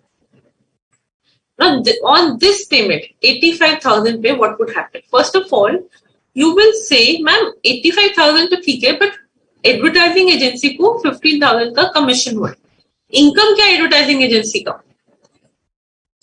What is the income of advertising agency? You will say, ma'am, 15,000 which they kept like a commission, right? So, ma'am, you will say, कि इस commission पे TDS is deductible? The answer is no. The answer is no. This 15,000 is the income which is generated to advertising agency.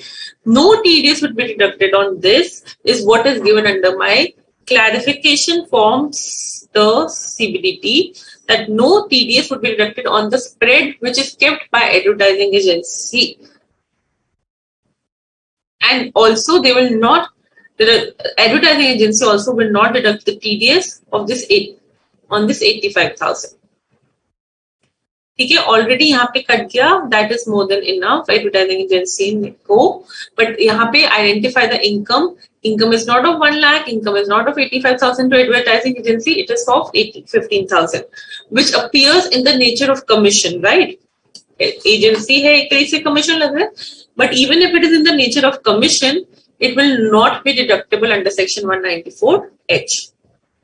Okay, so this is a very, very important circular, and all these circulars will help you understand. See, there are many circumstances. इसने ऐसे किया, उसने ऐसे किया, and there are supported by case laws, Supreme Court case laws, right?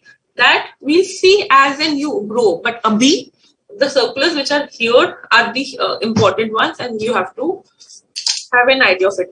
In circulars पे a question can come, a theoretical question can come. जैसे production वाला which we discussed, telecast to production payment, a theoretical question can come. ठीक है, 2 marker, 3 marker, 4 marker. You have to explain the provisions. Similarly, here also a theoretical question can come. ठीक है, that you will be able to write only when you know what are the provisions of 194C, what are the provisions of 194H, what is the income we are talking about here, and what does ultimately the circular says. Okay.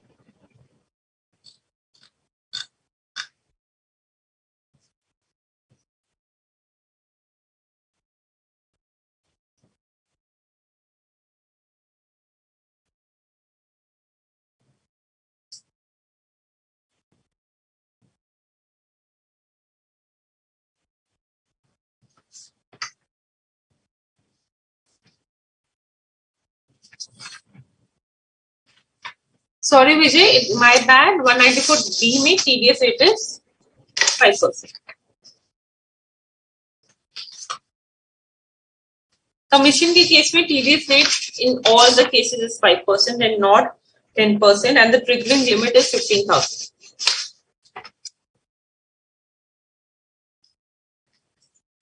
Last commission वाला section, and then we will proceed for a break. And आज की class में बहुत सारा homework मिलने वाला है, बहुत सारा. –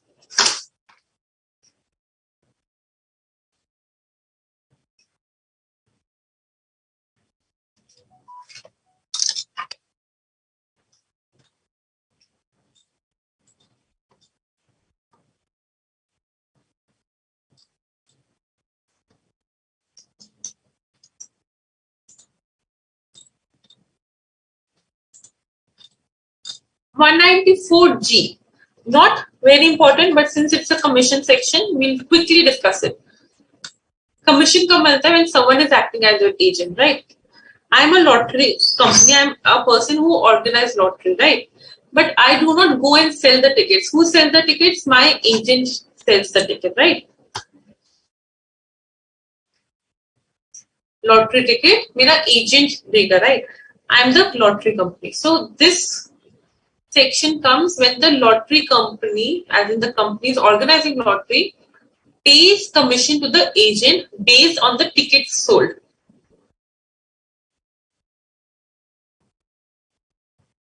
Based on the tickets sold. So lottery company making a payment to the agent based on the tickets sold.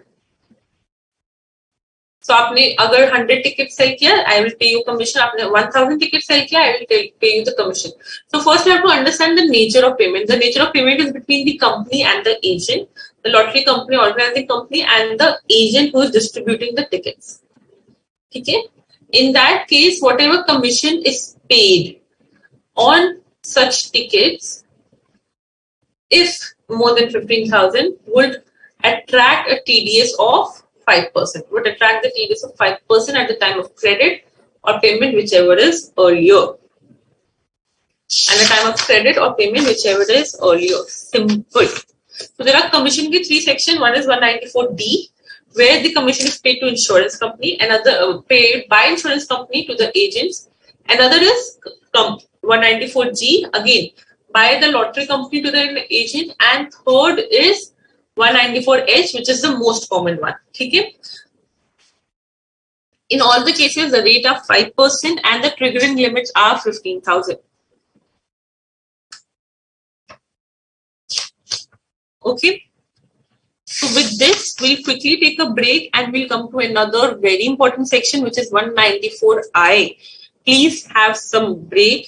Class would be extended by some time today so that we can cover up the maximum sections of TDS. Okay? Do not worry. एक बारी class के बाद, when you will read them, you will remember them. Okay? First time पे no one remembers. I also did not. Okay? So do not worry. Okay? See you back in 10 minutes. Bye.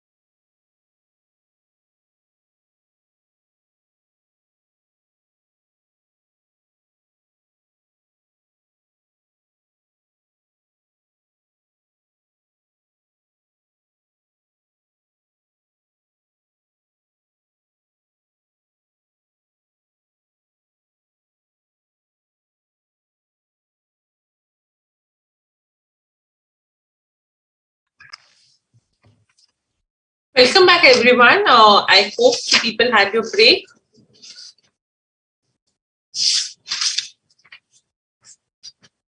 Abhi tak we have done 192, which is your TDS on salary. Then we did your 192A, which is your TDS on premature withdrawal by the employee from the provident fund. Then we did your section 193, which is interest on security. Section 194, interest on TDS on dividend. 194A, interest other than interest on securities. Then we come and started for today 194B and 194BB, which is your crossword puzzles and your horse race winning. Horse race winning goes under 194BB, but the concepts are totally the same. Then we did 194C. 194C is contract. Very, very, very important. Okay. 194C के बाद we did 194D, which is your insurance commission. 194DA, which is your withdrawal, which is taxable for the life insurance. Sorry, the maturity, which is taxable of the life insurance policies. Then we did 194E, which is for non-resident sports person, non-resident entertainer, and non-resident sports association. Then we did 194H, which is your commission. 194G, lottery commission. Okay? So this is what we have done up till now, and I hope you will relate to all the sections which are done. Okay? So now we proceed to one very, very important and very, very common section, section 194I.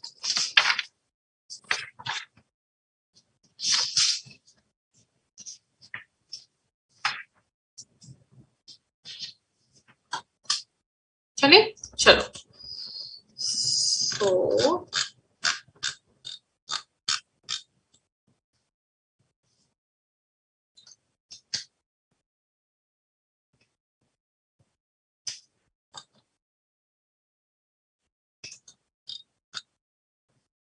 okay, one second.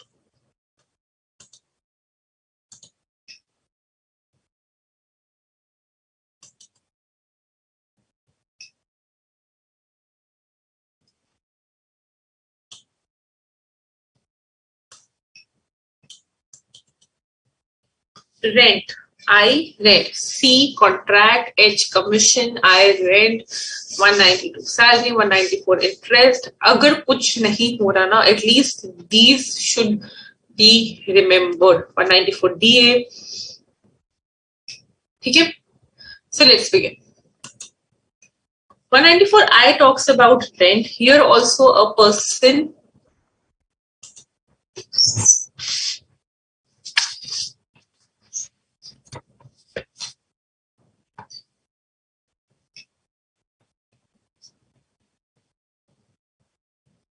any person making payment, any person except individual and HUF. Individual and HUF, वही same limit.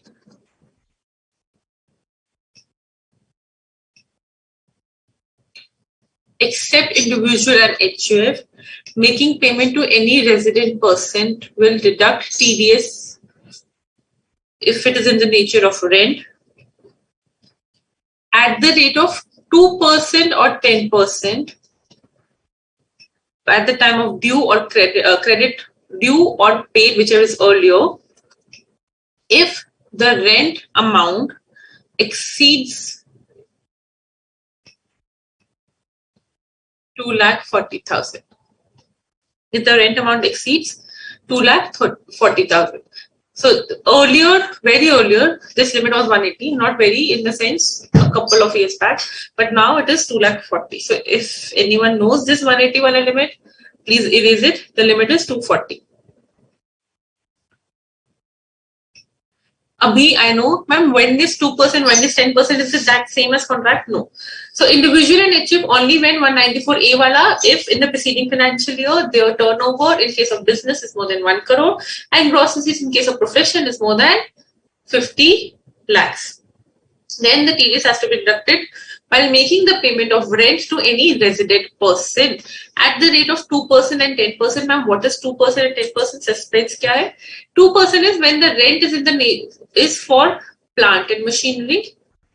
10% is when if the rent is in the nature of Rent is paid for land, building, even furniture will cover here. Furniture and fixtures, fittings will cover here. Plant and machinery, 2% rent. Land, building, furniture, 10%. Okay? Here, the payment to rent may be paid to a person who is may not be the owner. See, one आपका house property may remember house property may income would only be taxable when you are the owner of the house. Otherwise, it will go to other sources if you are receiving rent. Correct? But here, it does not matter if you are the owner or not. If you are making a payment of rent, so the tenant will deduct TDS if the payment is in the nature of rent paid to any resident person. Plant and machinery pay 2% and land and building pay 10%. Okay, but now question will come here. Suppose everyone on the screen, ma'am, co-owner hai. I paid rent of 3,80,000.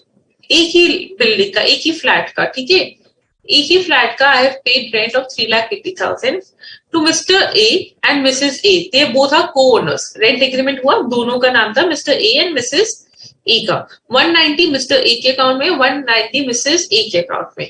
Weather TDS would be deductible? Whether TDS would be deductible, the answer here is no, because 2,40,000 ka limit is per pair. The limit is for rent. The rent is being paid. It is more than 240, but it is not more than 240 to each pair. So that's why here TDS liability would not arise on this person who is making the payment of 3,80,000. Okay?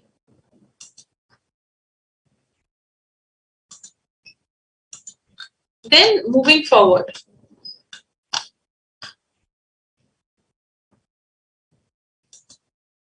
एक और example.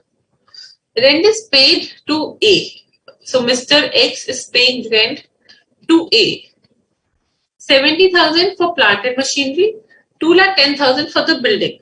During the year, total rent is paid of 280, but 280 में से 70,000 was for plant and machinery and 2,10,000 was for building. Now, whether A would deduct TDS, sorry, whether Mr. X would deduct the TDS, 70,000 plant and machinery, 2,10,000 building. Plant and machinery का rate 2% है, building का rate 10% है. Whether TDS would be deducted? The answer is yes. The limit nowhere says 240 for plant and machinery and 240 for building. It says if the rent is paid to a person and the person here is Mr. A, if more than 2,40,000, the TDS has to be deducted. The rent is more than 2,40,000. Now the segregation will come. 70,000 is for plant and machinery, building is 2,10,000, so 70,000 पे I'll deduct TDS of 2%, and building पे I'll deduct the TDS at the rate of 10% and make the payment. Simple.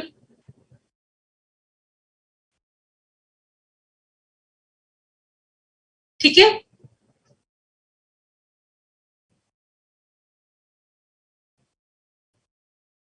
So you will ask from here, when the amount crosses 240, then only you have to deduct the TDS. So generally rent के case में you know that what would be the rent for the entire year. The moment you know it will cross. So for every rent installment, you will start deducting rent payment.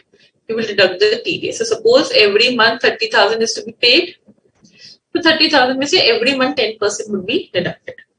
ये दोनों point, one is of co-ownership per payer का limit है, another is of when multiple rents are paid but to a single person, then entire rent amount you have to see.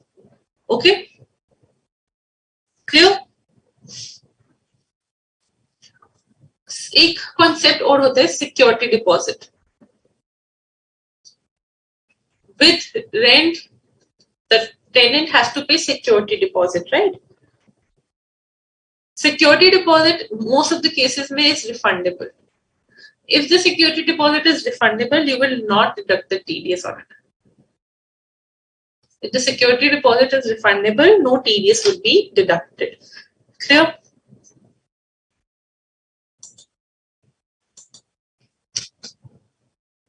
किसी को कोई doubt? 194I में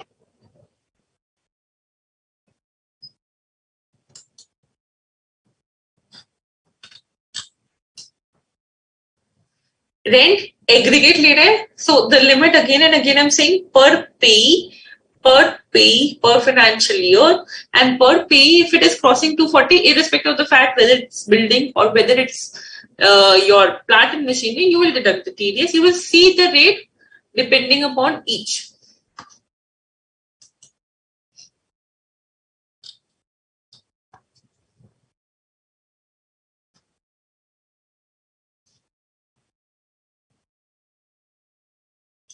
Srinivasan says, ma'am, debtor can be any other person and individual HF if the turnover exceeds 1 crore 50 lakhs, then TDS has to be deducted, correct?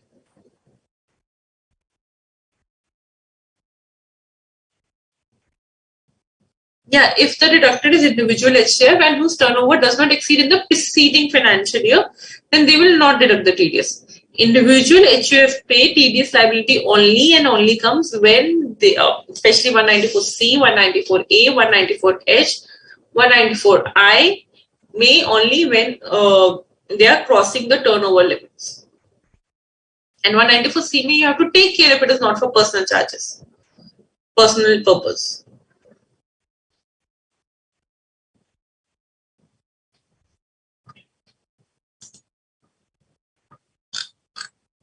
Clear हुआ? Yes or no?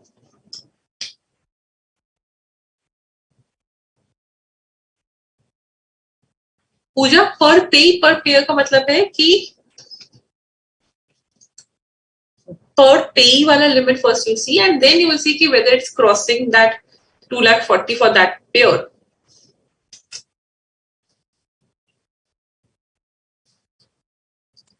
Per pay per financial year.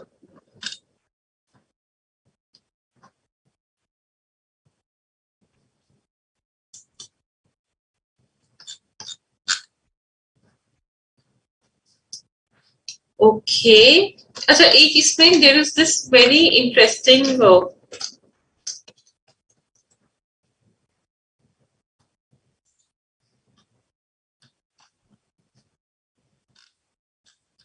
circular which came in. Again, this can come as a theoretical question. Please note, this is a simple circular. They are saying that cold storage होता है, ठीक है? Fruits के case में, perishable items के case में cold storage facility होता है. If you remember, you must have heard this name.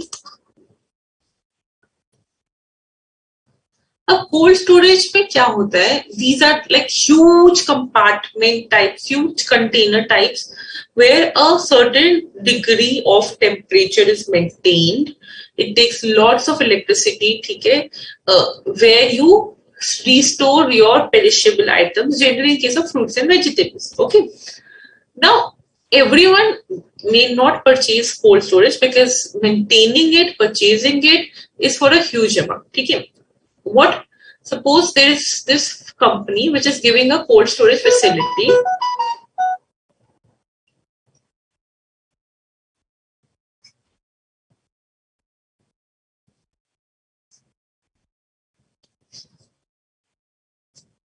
To a customer. Okay. To a customer, they are making a payment for cold storage facility. Now, इसमें क्या होगा? I'll keep my stuff here, so I'll keep my fruit carrots here, right? And I will make the payment to ABC Limited, right? I'm the customer. I'll make the payment to ABC Limited to store those cold fruits carrots. The point came whether the payment made. Industry asked the CBDT whether this payment is in the nature of rent. Rent का क्या मतलब होता है? Given amount given for using a land or the property of someone, right? Where you get right to use, not right to own, but right to use, right? So a question was asked whether this payment made for the use of cold storage facilities to the company is rent. So the CBDT clarified that this is not in the nature of rent. This is not in the nature of rent. Even if you are getting a place to keep your stuff, you are getting a place to keep your stuff, but you do not have a right to use it. You cannot walk in at your time. You do not maintain the temperature. Everything is taken care by ABC Limited, right? Everything is taken care by ABC Limited. So hence, this is not in the nature of rent, though it can be covered under section 194C, but not under 194I. A question will come to you where the same case study would be given, and you have to see. They will say in what section the TDS has to be deducted. So you will tell the TDS has to be deducted under section 194C and not 194I. Okay? PSF wala, abhi you can drop the component. Second thing, student, always remember whenever we are doing income,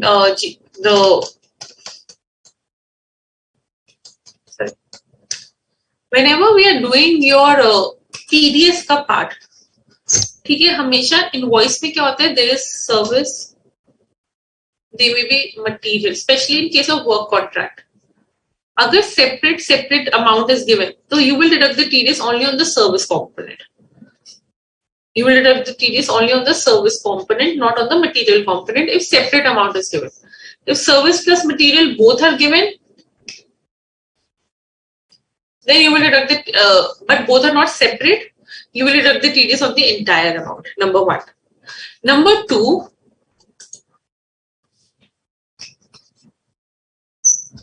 TDS has to be deducted on amount excluding GST. Bill pay, if GST is there, you will deduct the TDS of the gross amount, not of the GST wala including amount. Okay? So if there is a rent, I suppose there is this bill and then 18% is calculated and then you got total amount, you will not deduct the TDS on this, you will deduct the TDS on this amount. Okay?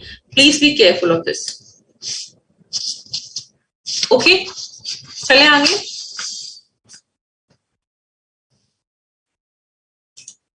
एक lump sum lease वाला भी circular है which is applicable to you. Lump sum lease में क्या होता है? Lump sum lease में sometimes you make the lump sum payment for the lease. This generally happens in government के contracts होते हैं. अभी there was recently Taj Hotels का lump sum payment होता है to the government for that lease. उन case में even if it is the use of land, but on that lump sum leases, the TDS would not be deductible. The TDS would not be deductible. Okay, under section 194I. Now 194IA, IB and 194M I'll take up, but before that I'll take up section 194 and IC. Okay, let's go. IA, IB, I'm just putting it on hold for half an hour. We'll go for it, but just after half an hour. Okay?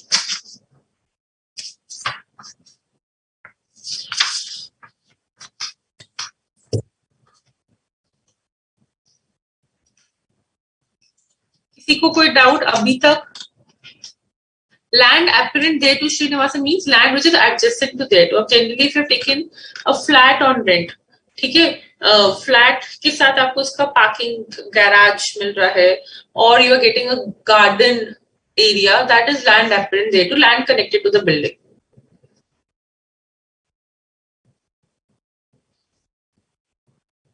What is income from PGBP, Swati?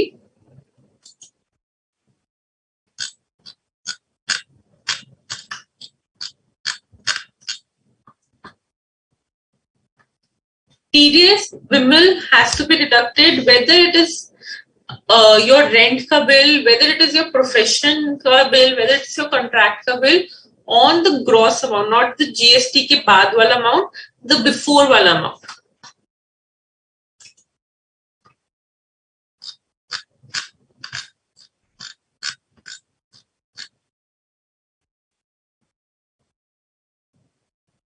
Yes, Sumesh, one section for a one type of payment. ठीक है, या तो मेरा वो payment contract होगा, either it would be rent on a particular payment, either it may be professional services, but it cannot qualify as both. If you think that two sections are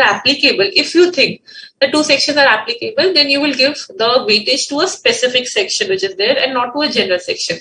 Just like in case of commission 194G is specifically for lottery commission, then you will go for lottery commission and not for 194H. If there is, obviously it's a commission, but if it is insurance commission, then you will go for 194D and not for 194H. Okay? So always on a single type of payment, a single section would be applicable.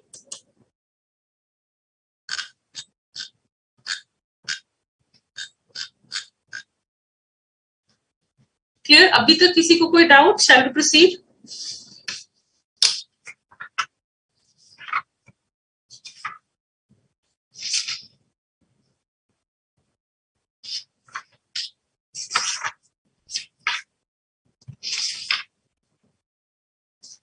ठीक है. So now for the next half an hour, we'll be doing 194 IC, J, K, O, N, and then after that there would be 3 separate sections which we'll be doing all together. ठीक है. So let's begin. अभी तक किसी को कोई doubt? TDS excluding GST पे काटना है, correct? And this is for all the sections.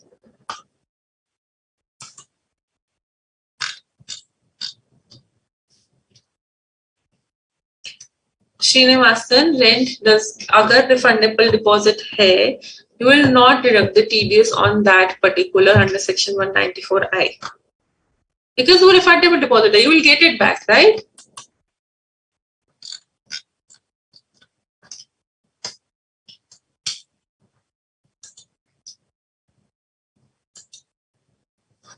Now let's begin with 194 IC. 194 IC को याद करने से पहले 194 IA and IB have skipped. Do not worry, we'll do it in today's class. Do not worry, okay?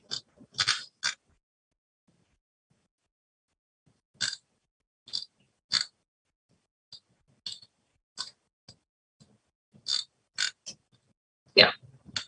194 IC is specifically for joint development agreement. कुछ याद आ रहा है word से? कैपिटल गेन थोड़ा थोड़ा. जॉइंट डेवलपमेंट एग्रीमेंट में क्या होता था? Developer used to give after developing the flat, used to give to the owner the flat and sometimes the cash amount also, right? Cash amount as in other consideration, maybe in bank or all. So there was in-kind consideration and it was cash consideration, right? Remember? And this would become owner ka full value of consideration, 45(5)(a), correct? So now the authority says the income tax. Yeah.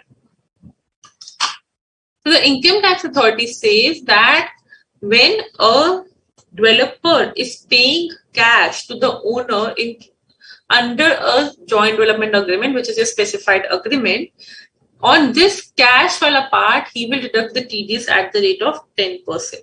He will deduct TDS at the rate of 10% at the time of due or credit, whichever is earlier. Okay, there is no limit. You have to deduct the TDS at the rate of 10%. Even if you are giving 1 lakh, deduct 10,000. If you are giving 50,000, it does not happen though. Deduct 5,000. Okay? So on the cash part, you have to deduct the TDS at the rate of 10%. Simple.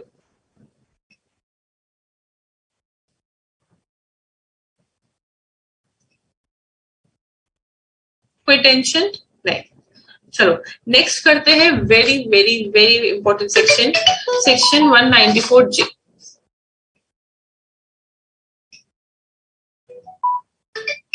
Sorry. Section 194J, very important section. Now here under section 194J, what is covered? Fees for professional services and technical services. This is the heading of section 194J, fees for professional and technical services. But what actually are covered here? First of all, this section would be attracted on any person.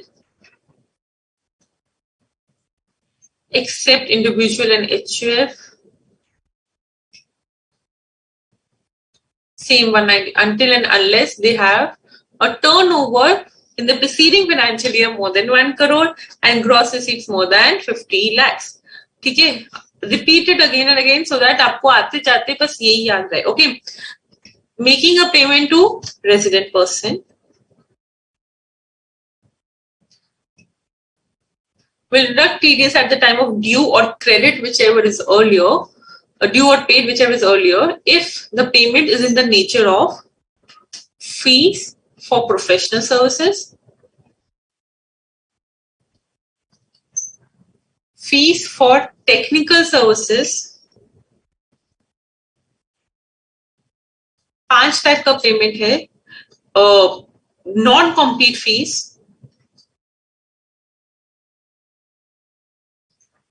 royalty and director's fees, as in director's remuneration.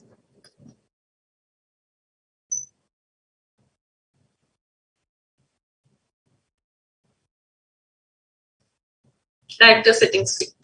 ठीक है, उस पे the TDS has to be deducted by whom? By any person if the payment is made to the resident person. Professional services क्या होते हैं? Guys, what are professional services? Professional services यहाँ पे तेरा listed profession आपने 44AA and 44ABA में you must have heard professional services. See how all the income tax parts are related. Once you study it one section, it comes in handy in the other. Okay. First of all, let's understand what is professional services.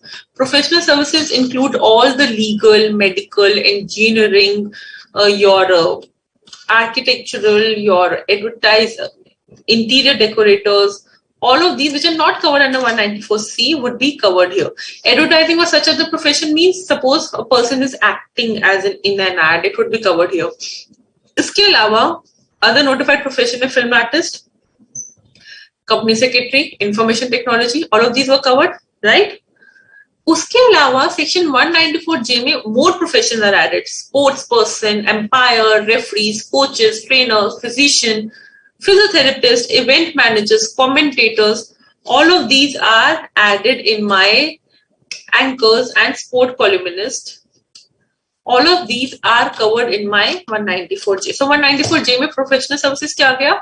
Legal, which are already there as notified profession under 44AA. ठीक है, plus these sports person, sports related coach, umpires, referees, sports columnists, commentators, event managers, team physicians and physiotherapists. All of them are covered. So any payment made to them would be covered under 194J for professional services. ठीक है, clear? Ma'am, then what is fee for technical services?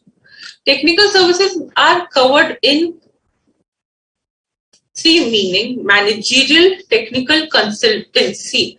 Managerial technical consultancy. So if someone is helping me out in managerial decisions, like HR का किसी को साथ मैंने contract here to cover my managerial help, that would be managerial. Technical में जिसमें जहाँ पे something involved, some knowledge and skills, उसके लिए I'm making a payment, that would be technical. Consultancy again is knowledge and skills, but technical में थोड़ा सा ज़्यादा हो जाते हैं. Consultancy में advising type कुछ services लिया, उसके लिए if I'm making a payment, that would be my consultancy services. So all of them would be covered here under fee for technical services, but it will not cover obviously fee for construction, assembly, mining and project and the salary payments. ठीक है, उसके अलावा what other we saw? Professional services clear, technical services clear. Non-compete fees क्या होता है? What is non-compete fees?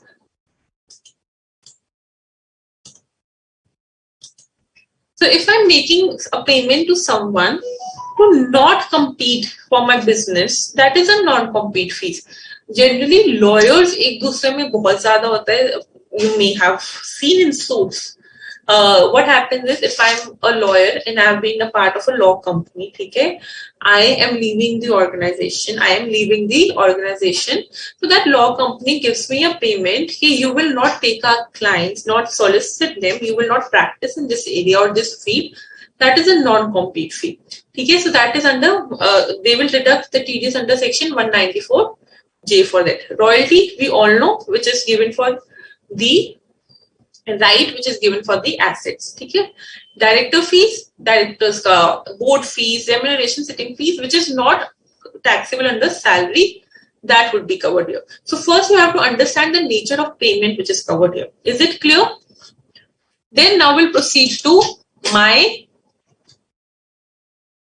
So even if the heading of section 194J says fees for professional and technical services, but it also covers non-compete, royalty and director fees. Nature of payment clear hua? Yes, Vishali, thank you. Yes, wedding planner would come under this because it would come as event manager. Wedding planner आगे किस को payment देता है? That would have to be seen. You giving payment to wedding planner is professional services. Wedding planner giving payment to a contractor would be 194C.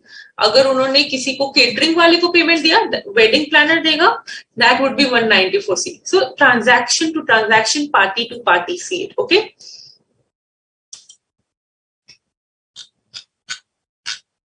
चले आगे, ठीक है, great. Sorry. अब rate clear हो गया, deductor deductee, sorry, nature of payment is clear, deductor deductee is clear, but what is the TDS rate?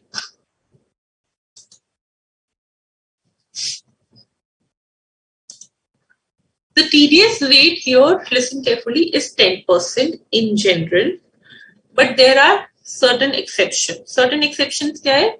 Fee for technical services का rate would always be 2%. Fees for technical services का rate would be 2%. Number one.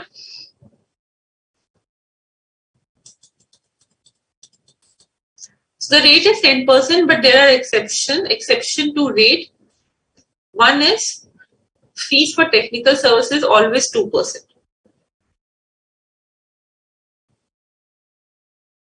Always 2%. Secondly, payment made to a BPO. If you're making payment to call centers, and on that payment you will deduct the TDS at the rate of 2%. Then royalty, but royalty paid for sale or distribution, sale or distribution of cinematographic films. I don't know why I never pronounced this word correctly, but cinematographic films. Distributing rights होते हैं, ठीक है? Distributing rights पे आप royalty देते हो distributors को, उन पे you will deduct the TDS at the rate of 2%. So the 2% rate is for technical services, call centers, and royalty for sale or distribution of cinematographic films. Then the rate is 2%. Otherwise, the rate is 10%. So non-compete fees 10%, other royalties 10%, director fees 10%, professional fees 10%. Okay, clear? Next question which we see is the last is threshold. What is the threshold which is applicable? So the threshold applicable is 30,000 for each category of payment. For each category of payment, but for director fees there is no limit. Director fees there is no limit. That means even if you pay a director fees of 1,000, you have to deduct the TDS at 10%. Director fees ka no limit, but otherwise 30,000 is the limit for each category.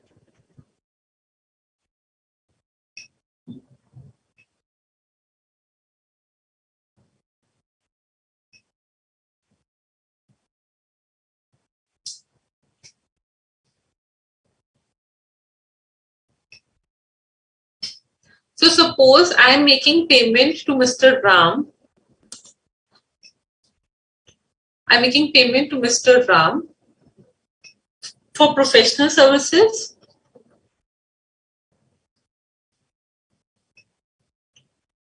30,000 exceeds it. ठीक है, threshold is exceeded.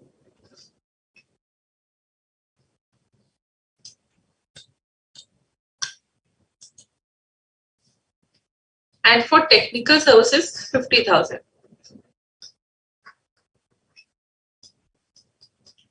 Will I deduct the TDS? The answer is yes. But on what? Is I will not deduct the TDS because it is not crossing 30,000 for the professional part. But is pay, I will deduct the TDS. Is pay, I will deduct the TDS at the rate of 2% because the limit is for each professional and each professional, each technical, each non-compete and each royalty limit. Okay? So even if the payment made to a person under section professional and technical is more than your 30,000, but you have to segregate it for the payment. Segregate it for the category of payment. Okay?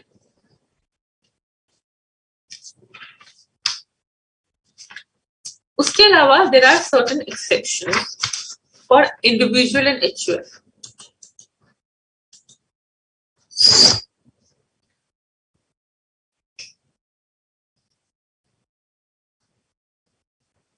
One exception is just like contract, here also personal purpose payments are not covered. So even if you are an individual in HUF having a turnover of more than 1 crore in the preceding financial year, but if you are making a payment to a lawyer for your personal family disputes, who is taking the case of your personal family disputes, you will not deduct the TDS under professional services, even if the payment is more than 30,000. All things match, but if it is for personal purpose, no payment would come here. Similarly, event management का आपने question पूछा था. If you are giving a payment to a wedding planner, it is for your own shadi, right? You will not deduct the TDS. But yeah, if I am making a payment to an event manager to organize a function for my office, there is a summit, a meet, a 3-day meet they are organizing. For that, if I'm making a payment to event manager, that would come. Okay? So personal purposes never included. Secondly, individual and HUF will not deduct the TDS on director fees. Obviously, that has to be deducted by a company, right? So that is not covered. Also, they are not required to deduct the TDS on your non-compete fees and royalty. So ultimately, individual only have to deduct TDS for professional services and technical services. Professional services pay 10%, technical services pay 2%. So non-compete fees pe bhi they do not require to deduct TDS and royalty pe bhi they are not required to deduct the TDS. Clear?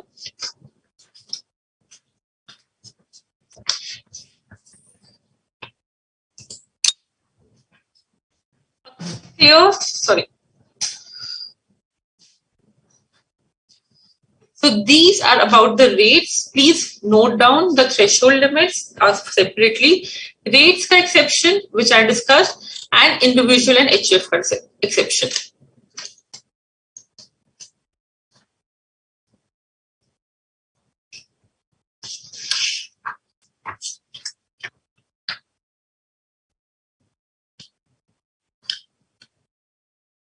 Thank you, Swati. Technical services का 2%, अनु, not professional service का. Technical का 2, professional का 10.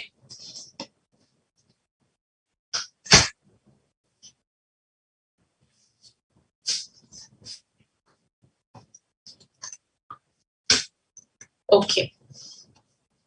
चलो, great.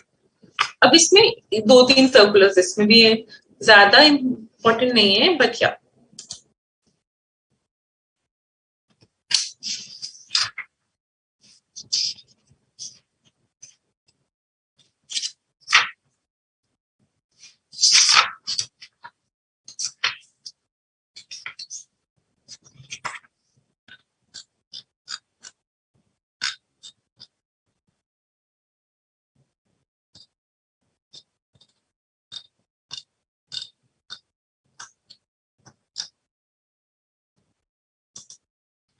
अच्छा, एक circular है TPA का. किसी आप में से किसको मेडिकल इंश्योरेंस मेडिकल पॉलिसीज कैसे वर्क होती है, you know. How many of you know that? Because if that is clear, then you will get the clarity of the circular.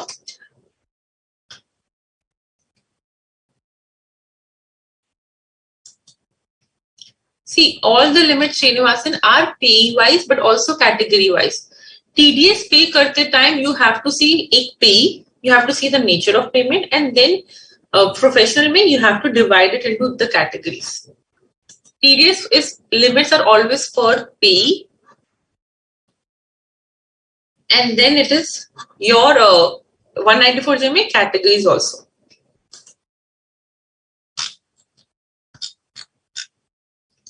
No worries, we'll do it. So generally क्या होता है, आप medical insurance policy, एक तो life insurance policy होता है, which is for the life. There is health insurance policy और medical premium 80D में जो हमने पढ़ा है, right? 80D में पढ़ा है, difference तो पता होगा, correct? 80D में जो पढ़ते हैं, that is medical premium. अब how does it actually works? आप प्रीमियम पे कर रहे हो, God forbid if some treatment you need, ठीक है? So what will happen? You are insuring your health expenses. You are insuring your health expenses. So whatever the hospital bill comes, whatever the treatment comes, uska amount the insurance company pays to the hospital. Okay? The insurance company pays to the hospitals. And you are not required to pay anything because you are paying the premium. You are paying the premium to it. Okay? Insurance company pay it directly to the hospital.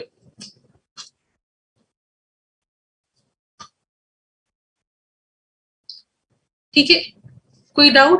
No. Abhi I have not said anything about 194J.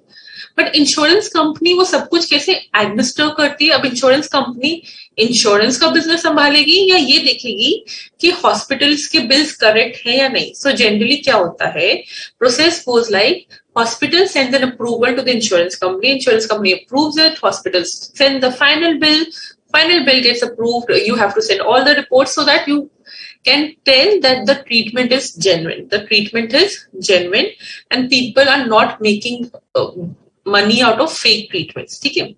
But insurance company does not have so much of time to see all those things. So what they do, they hire a third party, which is called TPA, third party administrator. TPA, third party administrator. Most of the insurance companies has a third party administrator who takes care of all the things, who take care of bills, who ensure that there is genuineness of the transactions, who take care of the final assessment. Because insurance company के पास इतने हर एक का hospital bills देखने लग गए, so they would be done with the insurance business, right? So they hire a third party administrator who works between insurance and the hospital. He's in between this TPA. The TPA is between the insurance and the hospital, who takes care of all the approvals, who take care of all the bills, and paisa they take it from insurance company only and give it to hospital. But the administrator, as the name says, administrator, they take care of all the approvals and process. Okay? They will take the money from the insurance company and give it to hospital, but the middleman, who is the third party administrator hired by the insurance company to take care of all the genuineness, pays the bill. ठीक है. अब clarification क्या मांगा था? हर circular में एक clarification का purpose है. Here the clarification was asked was whether the TPA making payment to hospitals would deduct TDS under section 194J. 194J में medical treatment comes, right? Professional services. Whether TPA would deduct TDS under section 194J when they are making the final payments to hospital, the answer came as yes. Because the payments which are made by TPA to hospitals are for the purposes of health checkup, which is medical services, and hence 194J would be attracted. ठीक है, कहीं पे भी आपको ये कहानी नहीं मिलेगा इंश्योरेंस TPA हॉस्पिटल वाला. This is again, as you go on to the real life, you will see how these things work. Okay, so को गॉड फॉरबिड आपको जाना पड़े, बट अगर कोई ट्रीटमेंट के लिए someone has to go, they will see hospital sends it to TPA. वहां पे टीपीए डेस्क होता है अलग से, who take care of all these approvals and insurances. Okay, so now you know.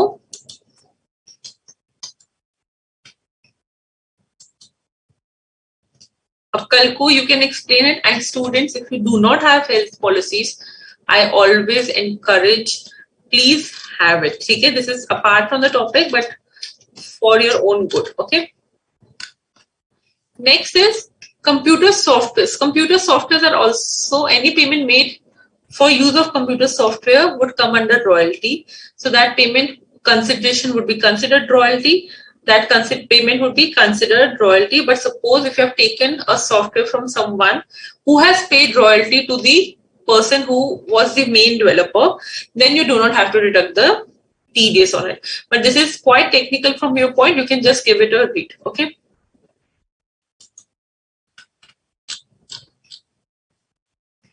We're proceeding to the next section, section 194K. Not very common, very simple also.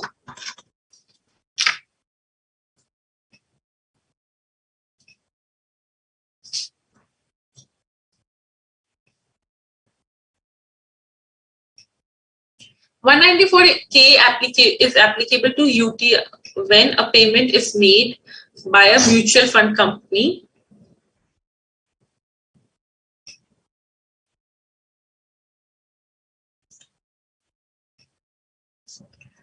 to a resident person. Mutual fund company से जो भी income हो रहा है to a resident person, they will deduct the TDS at the rate of 10% if the amount which is credited or likely to be credited during the year is more than 5,000. Simple. But capital gain part पे the TDS would not be deducted. But yes, on other incomes like dividend आता है UTI से, they will deduct the TDS under this section. Okay.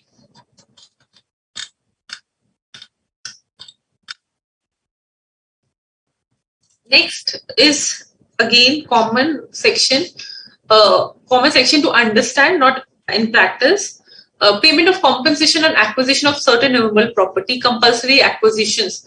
Compulsory acquisition पढ़ा था, right? Compulsory acquisition is a transfer, correct? Yes. So unpe the TDS would be deductible. On the consideration, which is the compensation or the enhanced compensation. The TDS would be deducted. Who would deduct the TDS? Who has compulsory acquired the property. So any person who has compulsory acquired the property will pay the sum after deducting TDS to resident person at the rate of 10%. If the compensation exceeds 2,50,000. If the compensation exceeds 2,50,000. Time of deduction when it is payment, when the payment is made. Time of deduction is when the payment is made. At time of payment.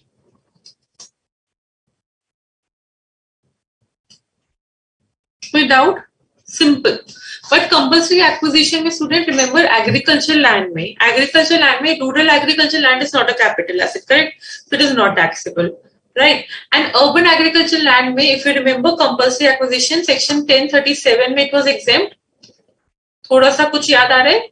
Capital gain on compulsory acquisition of urban agricultural land is exempt under section 1037, right? So can I say agricultural land if any compulsory acquisition is getting received, it would not come under 194 LA. Why? Because ultimately it is not taxable. Because rural agricultural land is not a capital asset. Urban agricultural land is a capital asset, but uska compulsory acquisition is exempt under section 1037. So again, it is not taxable, right? So when here we are talking about compulsory acquisition of certain renewable properties, we are talking about land and building other than agricultural land. Land and building other than agricultural lands. Hope the reason is clear. ठीक है? कोई doubt 194K, 194 LA में?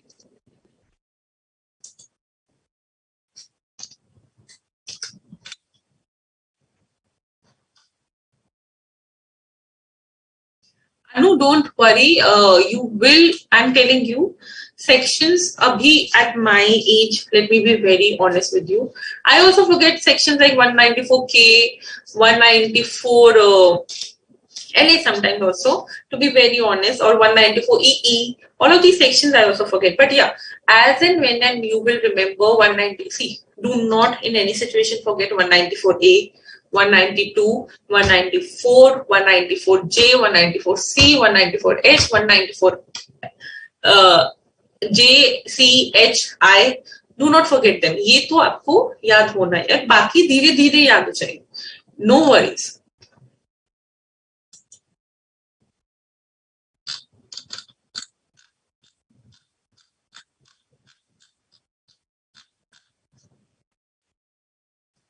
ठीक है, LA clear?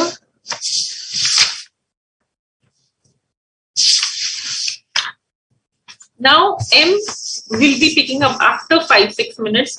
First we'll do N and O and then we'll do others. ठीक है?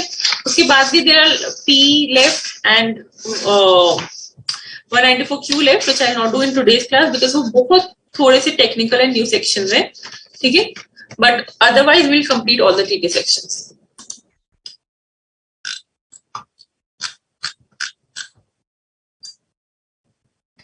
Sure. Now, please everyone on the screen, mark this section as very important section 194N.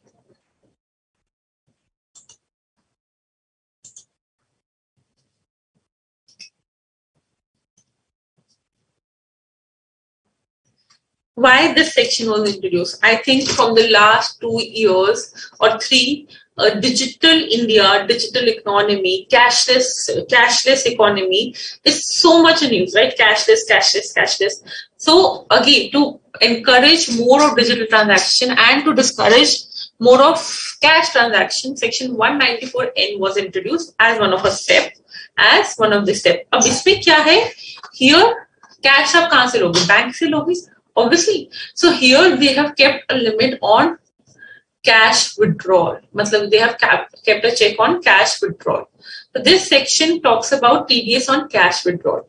Abhi tak the TDS which we were seeing were all on incomes. 194 IC was on consideration though, but abhi tak whatever TDS we were seeing are on income part, right? Correct? Yes. But here income bhi nahi hai, consideration bhi nahi hai, but TDS has been applicable. Reason being to promote cashless economy. Okay. What is this TDS about? Obviously, from where you will withdraw the cash? It would be either bank or cooperative bank or post office. Correct? Bank, cooperative bank or post office. And any person withdrawing cash may come under 194N if he crosses the limit.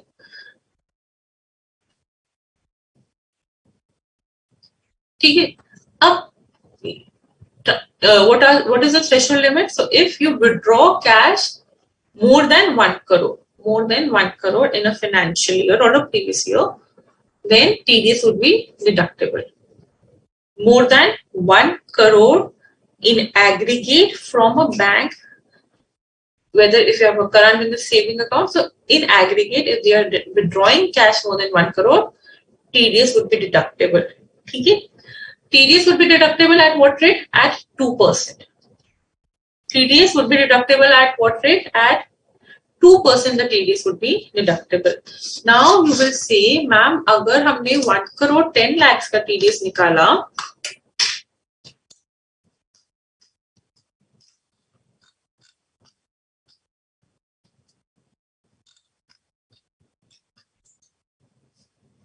क्या 1 crore 10 lakhs पे TDS would be deductible?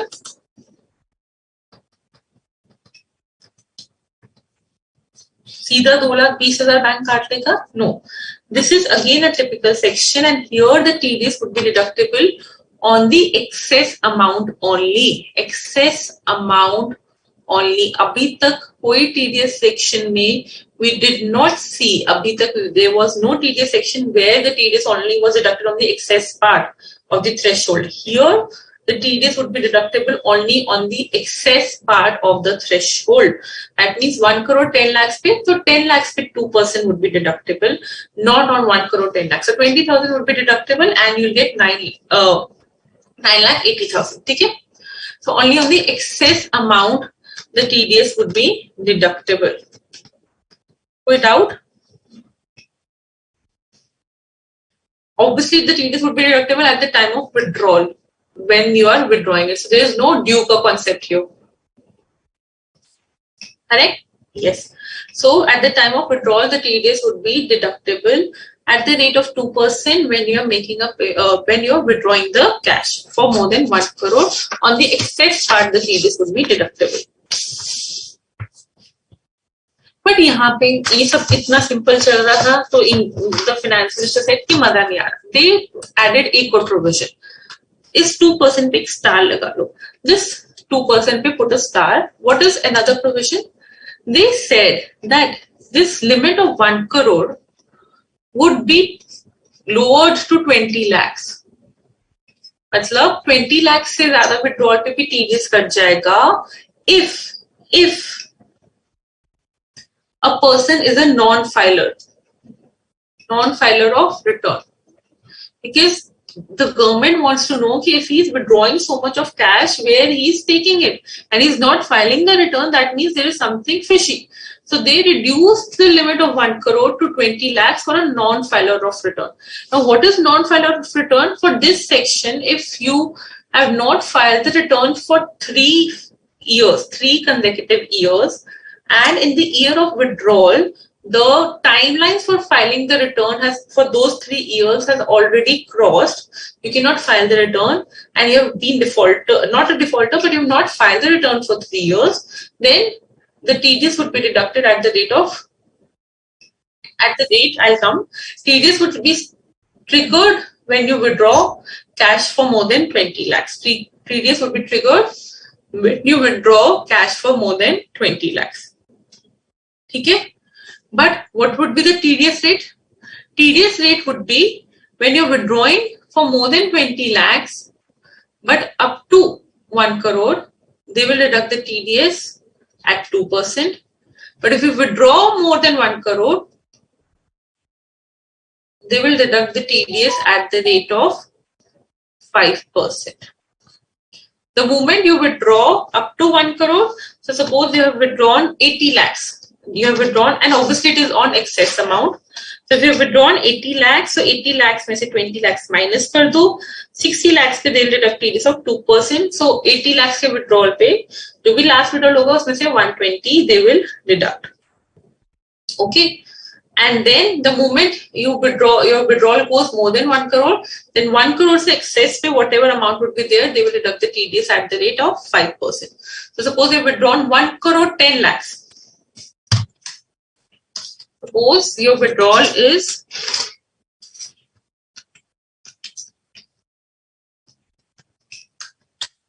1 crore 10 lakhs. Then how it will work? On 80 lakhs, which is 20 lakhs to 1 crore, the TDS would be at the rate of 2%. And on 10 lakhs, the TDS would be at the rate of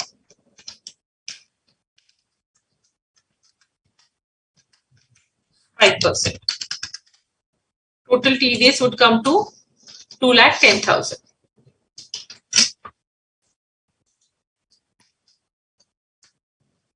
Here,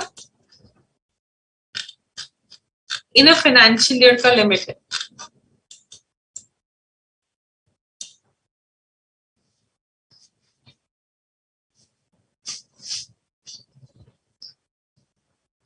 Srinivasan, please try to stay with the class. Abhi 194N पे कोई doubt?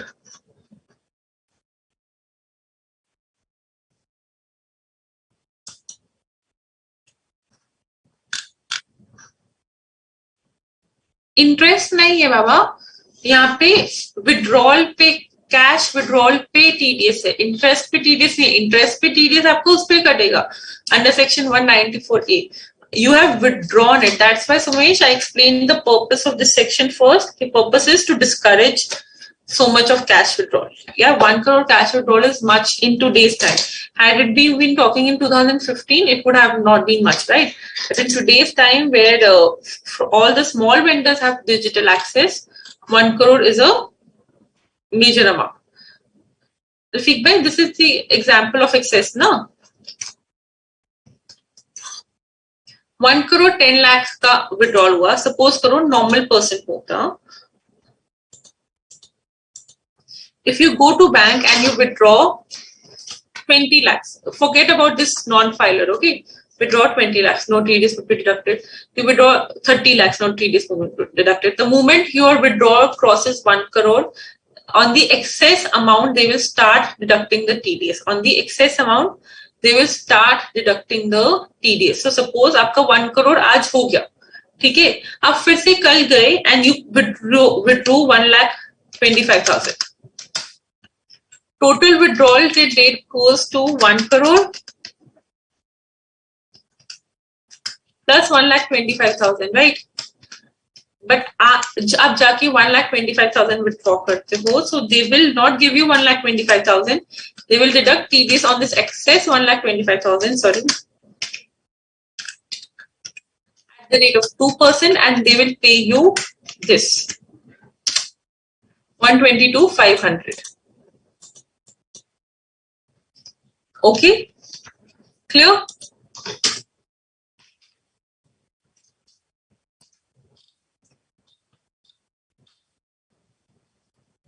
On the moment you cross 1 crore ka limit, uske baad if you withdraw it, they will tax it.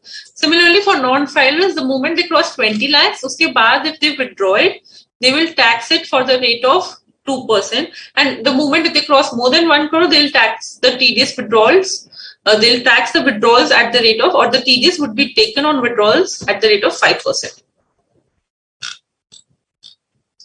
Ab samajh aaya? Is it clear to everyone?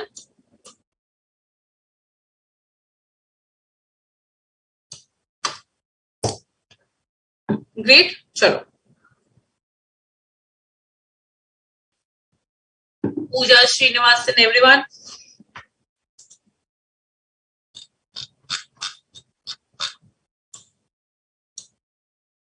Good.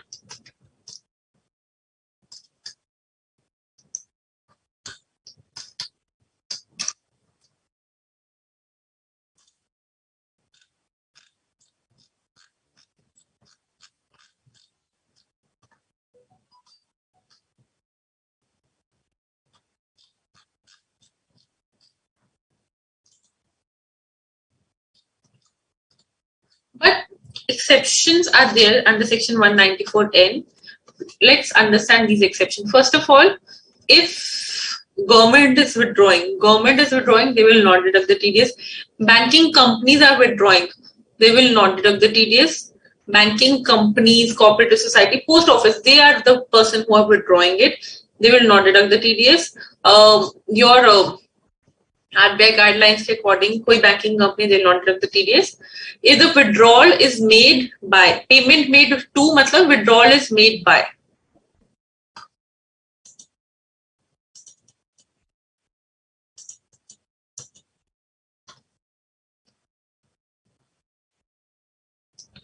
Withdrawal made by. Payment, यहाँ पे payment नहीं है, withdrawal है, okay? So withdrawal is made by white label ATM operators. There are multiple types of ATM operators. Go and study white label, brown label, orange label. Basically, when the bank का खुद का there is a person who is operating the ATM, they are called as white label ATM operators. ठीक है? If they are withdrawing cash, that would also not cover under section 194N. These are the exceptions. Cash replenishment agencies. Cash replenishment agencies कौन सा होते हैं? They are the agencies who are there to ensure that the cash is there in the ATM. Okay, so if they are withdrawing the cash, वो bank से cash लेके ATM में डाल रहे हैं, so on them TDS would not be applicable. On them TDS would not be applicable. Similarly, franchisee agents of white label automated teller machine operators, उन पे भी the withdrawal वाला TDS would not be applicable because यहाँ पे nothing is payment. अभी तक I was telling you everything is about income source. यहाँ पे withdrawal source है, okay? Withdrawal source and anyone could withdraw, right? Anyone could withdraw. So if they are withdrawing cash to fill it in the ATM from the bank, they would not be taxable here. As in they would not be TDS deductible. Those withdrawal would not be TDS deductible. Similarly, Agriculture Produce Marketing Committee में the persons who are registered as traders and operators, जो आपके generally मंडी में APMCs होते हैं, मंडी is like fruit mandis, okay, और vegetable mandis में APMCs होते हैं, उन पे there are traders and operators who are working there, ठीक है? Obviously, they need huge cash, ma'am. Why they need huge cash? Because they ultimately have to give it to the farmers. They ultimately have to give it to the farmers. So farmers को देने के लिए they need cash, correct? Obviously, their withdrawals would be a lot more, correct? So that's why they are excluded from this section.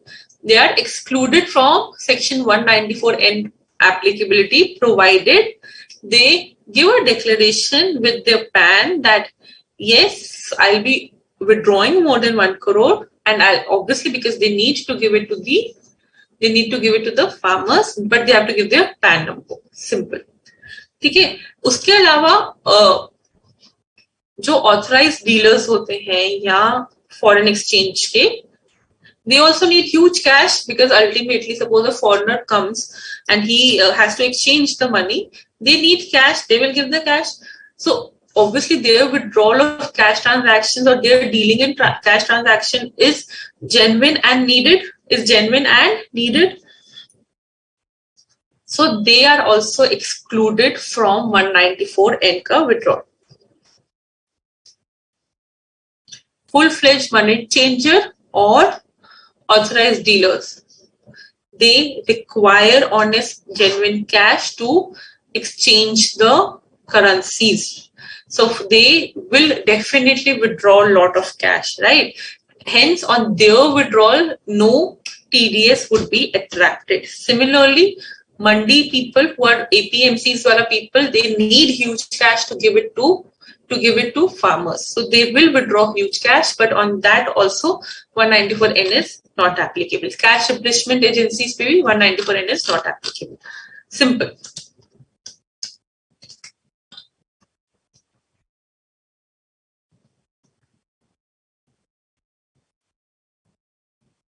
Correct, Prabhas. If the person is not even, see, government is saying that you are withdrawing so much of cash, so they want to have a knowledge of the source, that who is the person who is withdrawing so much cash. Ultimately, cash the bank se root hoga, right? So they want to know the source. Then they will see कि okay, this person is filing his return of income. This person has some genuine trading with people who require cash payment. So ठीक है, जाने दो, कोई दिक्कत नहीं है. So cash withdrawals का आपने देखा होगा बहुत सारी जगह they have given benefits like आपका 44AB में, right, in the limits, all of these things. Why they are given it? To promote non-cash economy. Similarly, 194N was just introduced to see that who are those persons who are withdrawing so much cash. Because ultimately, if they withdraw so much cash, government will know, okay, 1 crore se bhi zyada cash they are withdrawing, they will pick their returns to check. So if you are showing everything clearly, even if you have no tax, they will not catch hold of you, and obviously you will get the refund.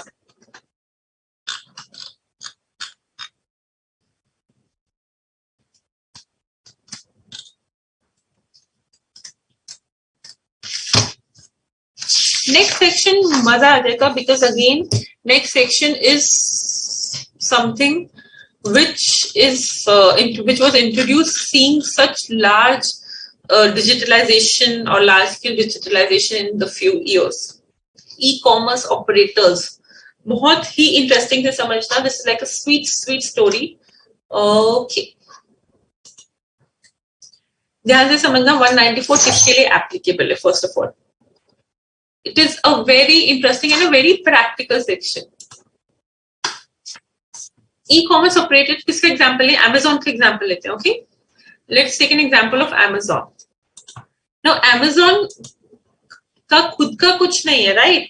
People participate, seller comes, they show their product, you as a customer purchase it, right? So Amazon is an operator. So 194O is applicable when an e-commerce operator gives a payment for the services or for the sale of services or goods through e-commerce platform. This is through, to an e-commerce participant. Who is the e-commerce participant? Those sellers. If you go to Amazon and you scroll down, for all products, there are sellers mentioned, okay? So they are the participants. Who are the participants? The sellers are the participants. Like your Yes Madam page, there's a beauty app, or one company, there's a beauty app. All those who are listed there, who will provide the services, they are the participant. Urban company becomes the operator, okay? So यहाँ पे first again nature of payment has to be clear. What is the nature of payment? The payment which is made by the operator to the participant. Obviously they will get this payment from customer. Customer Amazon को pay करेगा. Amazon participants को pay करेगा, right? Customer does not deduct the TDS, but Amazon will deduct the TDS at the rate of 1%. At the rate of 1%. Time of deduction, due or pay it whichever is earlier. So 1% they will pay on the time of deduction or payment whichever is, due or payment whichever is earlier. But ma'am, on what amount? On the gross amount. On the gross amount. So if the customer has purchased a book of 100 rupees, okay, a book of 100 rupees, Amazon will do what? Amazon would keep its share of 10% and give 90 rupees to e-commerce participants, right? This is how the things happen in practical life. Please understand it, okay? Customer will make a payment on Amazon of 100 rupees. 90 rupees आपका Amazon 10% अपना commission रखेगा या share रखेगा, and 90 rupees he will give to e-commerce participants. Now a question will come on what amount the TDS has to be deducted. The TDS would be deducted by the e-commerce operator on the gross amount received from customer. On the gross amount received from customer. So generally क्या होता है, they have a cycle to clear the payments of e-commerce participants, right? Every 15 days cycle, every 1 month cycle, जैसे भी depends करता है, okay? So while they will be giving the payment received from the customer for those participants, they will take their commission out, but they will deduct the TDS on the gross amount, on the gross amount. So suppose customer से payment received कितना हुआ? 20,000 का और say 40,000 का. Amazon has kept their share of 4,000. Amazon का share. Participant को they will make the payment for 36,000, right?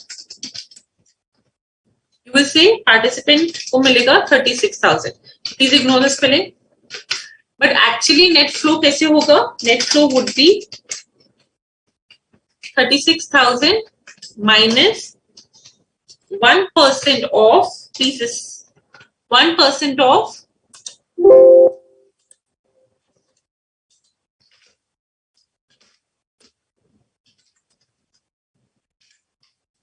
TDS कितना जाएगा? 1% of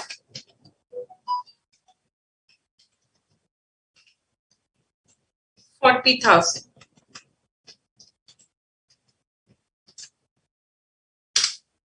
So the TDS amount ultimately is 40,000 का 1%. 400 TDS करके 35,600 का पेमेंट होगा. Is it clear? कोई डाउट?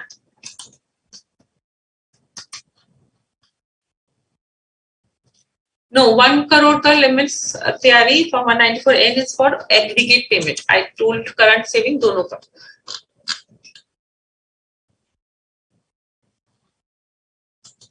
बहुत ही practical situations हैं and because of this the section 194O was introduced.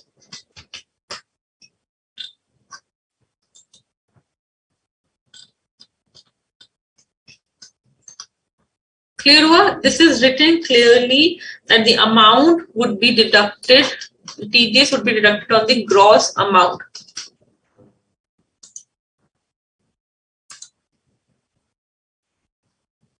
कुछ भी मैं अपने से नहीं बोलती हूँ, okay? The 1% of the gross amount of such sales or services or both.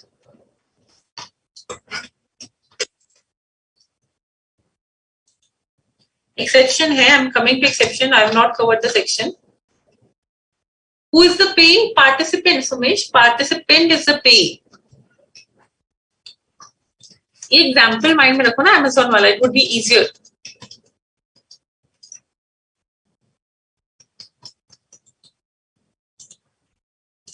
ठीक है, अब क्या हुआ, एक और कॉन्सेप्ट आता है यहाँ पे डीम क्रेडिट का.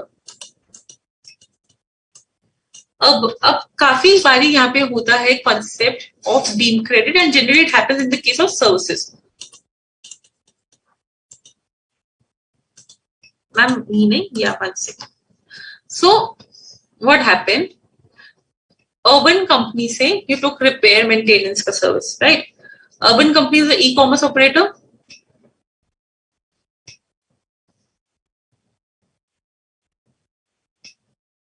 And a person came, so there's a person मैंने repair कराया घर का, who was a participant, who was a person, एक वहां पे लिखा हुआ था Mr. Raju, ठीक है? Mr. Raju was listed on Urban Company as a person who provides repair and maintenance services, ठीक है? So I called Mr. Raju, I'm a customer. I called Mr. Raju at my home, he repaired the amount, ठीक है? I paid the amount directly to Raju because I had taken an option to pay directly to the service provider, ठीक है? I paid directly to Mr. Raju. So suppose the amount was of say 40,000, I paid directly to Mr. Raju, उन्होंने repair service किया. But how I got to know about Mr. Raju? Through this urban company, through this e-commerce platform, right? So the government says that if a customer directly pays to the participant, what will happen then? First, the question came like this. Though the services are facilitated by the urban company, right? मेरे को urban company platform से राजू के बारे में पता चला. But now, how will this urban company will deduct TDS under section 194O?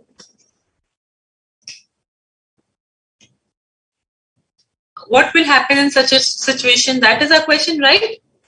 So they say that if any payment is made by purchaser of goods or recipient of services, which is in my case, me, the customer, directly to the e-commerce participant who is Raju, for sale of goods or provision of services facilitated by the e-commerce operator. Facilitated matlab the platform to connect to Raju was given by the urban company, would be deemed to be the amount credited by e-commerce operator to the e-commerce participant. Accordingly, such payment would be included in the gross amount of such sale or services for the purpose of deduction under this section. So this is the treatment. Matlab, it would be said that these would be deemed credit, and when in future urban company is making payment to Raju, they will ensure that the TDS is deducted on this amount. So if 40,000 is directly paid to Raju, अभी Amazon ने कुछ, sorry, urban company ने कुछ वापस तो देना नहीं, right?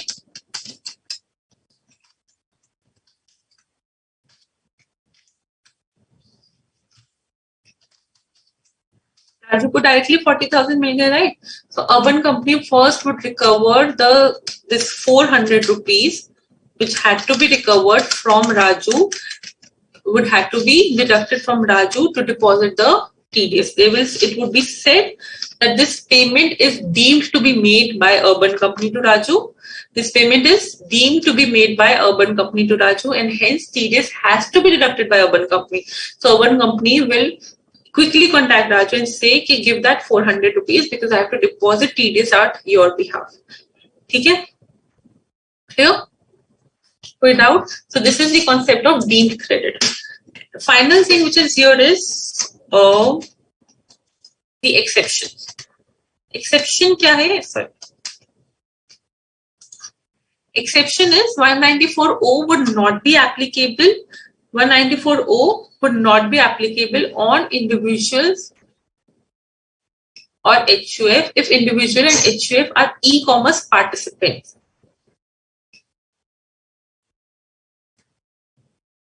Operator, participant, customer, ये words clear रखना, ठीक है? If individual and HUF are e-commerce participant and they are making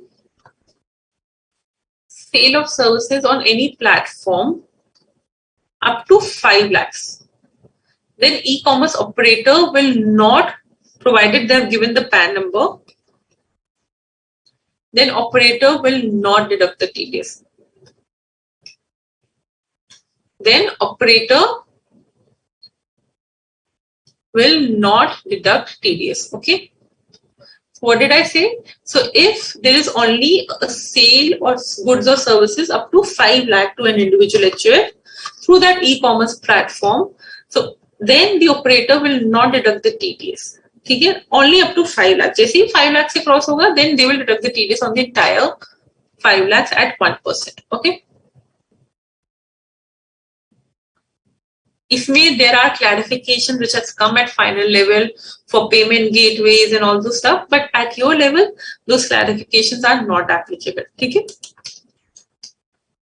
If students to remember this section, please remember who is the operator, who is the customer, who is the participant. The section is applicable between the operator and the participant. Customer, so obviously वहाँ से income flow हो रहा है. But the section is between the participant, and they have to deduct the TDS. Sorry, the operator has to deduct the TDS for the participant.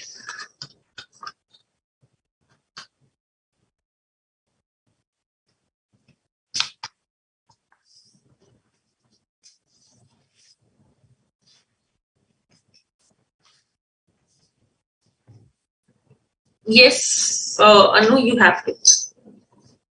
Correct. Even in Ola, when you pay directly to the cab owner or the driver, the Ola company will see, agar 5 lakhs se zyada ho raha hai, 194O will trigger, and then they will see how much they have directly received. That would also come in the gross amount of 5 lakh, and then they will deduct the TDS. So deemed credit ka matlab hai ki even if it is paid directly to the by the customer to the participant, that is also a credit given by the operator to the participant, and hence TDS is deductible.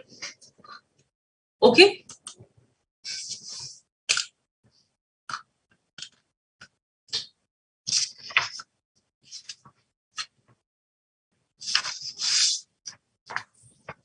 Without, do you want to do the 3 more sections? It will take another 15 minutes. I can take it up, but if it is okay, we can take it in the next class.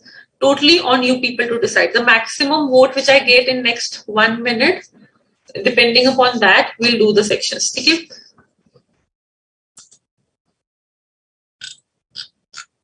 3 sections are important sections. थोड़ा सा separate sections हैं, so please take the call very carefully.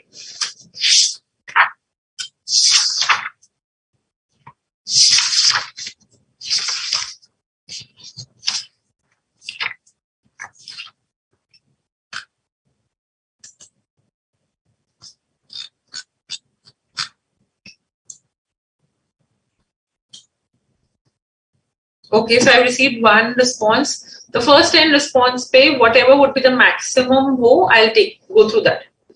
और कोई doubt भी है, obviously you can ask that.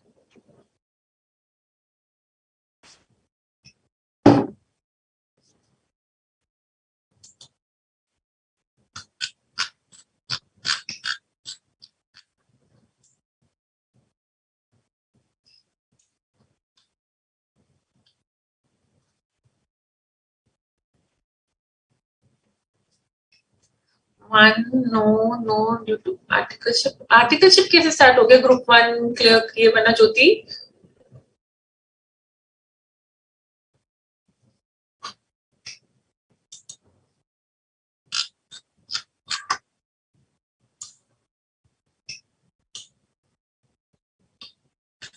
Yes, Srinivasan, take your doubt, please.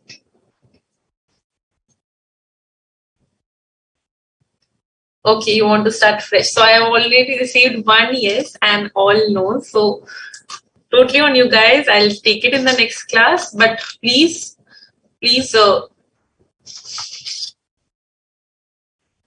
Achha, okay. Sorry, my bad. Okay, got it. Okay. Please be very, I'll say very focus on the importance of self-study. These sections are extremely important. I'm telling you, you may find कि paper के लिए तो ठीक है, जितना हो गया fine. But going forward, all these, those who are into articleship or those who have heard about it, these sections are all that matters. Your accounting में these sections will come handy, and that will be only understood when you know the concept of TDS. If you go to audit, TDS would be very important because you have to check on all the payments TDS which is deductible, whether they have deducted or not. So TDS all in all will play a major role. If you are into ultimately, if you have to help your CAs as to deduct TDS, to deposit TDS, then also you have to know all about this. Okay? No, Rafiq bhai, please refer to the latest study material which is there, and these were the rates for the COVID period. These are not applicable to you. Please refer to the updated study material. It is there on BOS Knowledge Portal. Intermediate course पे जाओ, वहां से you can get the updated study material. Okay, but please practice. Do not forget to maintain that chart. Number 1, do all the illustrations. Number 2, number 3. I want you to prepare resident or only to non-resident, because अभी तक maximum sections are applicable to resident. But कौन-कौन से ऐसे sections हैं which are applicable to non-residents also? ठीक है, like 194B, 194BB, 194E, all of those sections. ठीक है, वो एक अलग से list चाहिए. Also, I want another list where you have to write separately the sections on which TDS is deducted at the time of payment. On which TDS is deducted at the time of payment. वो sections का list मुझे अलग से चाहिए. At the beginning of the next class, these 2 questions I'll be asking, and जिसका attendance मुझे दिखेगा clearly by naming them, I will ask those questions. ठीक है? 1 is कौन-कौन से sections non-resident पे भी applicable है.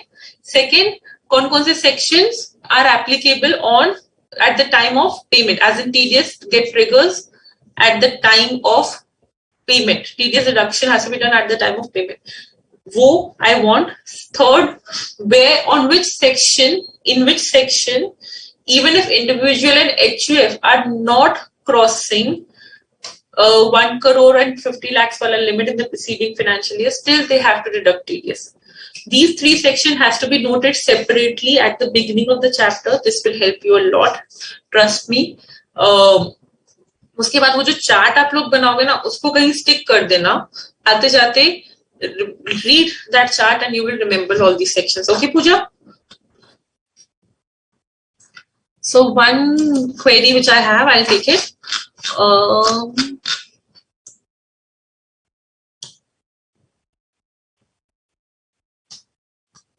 If single payment made to contractor more than 30,000, then excess amount will be considered for TDS. Like no. Srinivasan, in all the sections which we did except section 194N, the moment the threshold limit crosses, the TDS is deducted on the entire amount. The TDS is deducted on the entire amount. Okay. So if the bill is of 35,000, the TDS is deducted at 35,000 at the rate of 1%.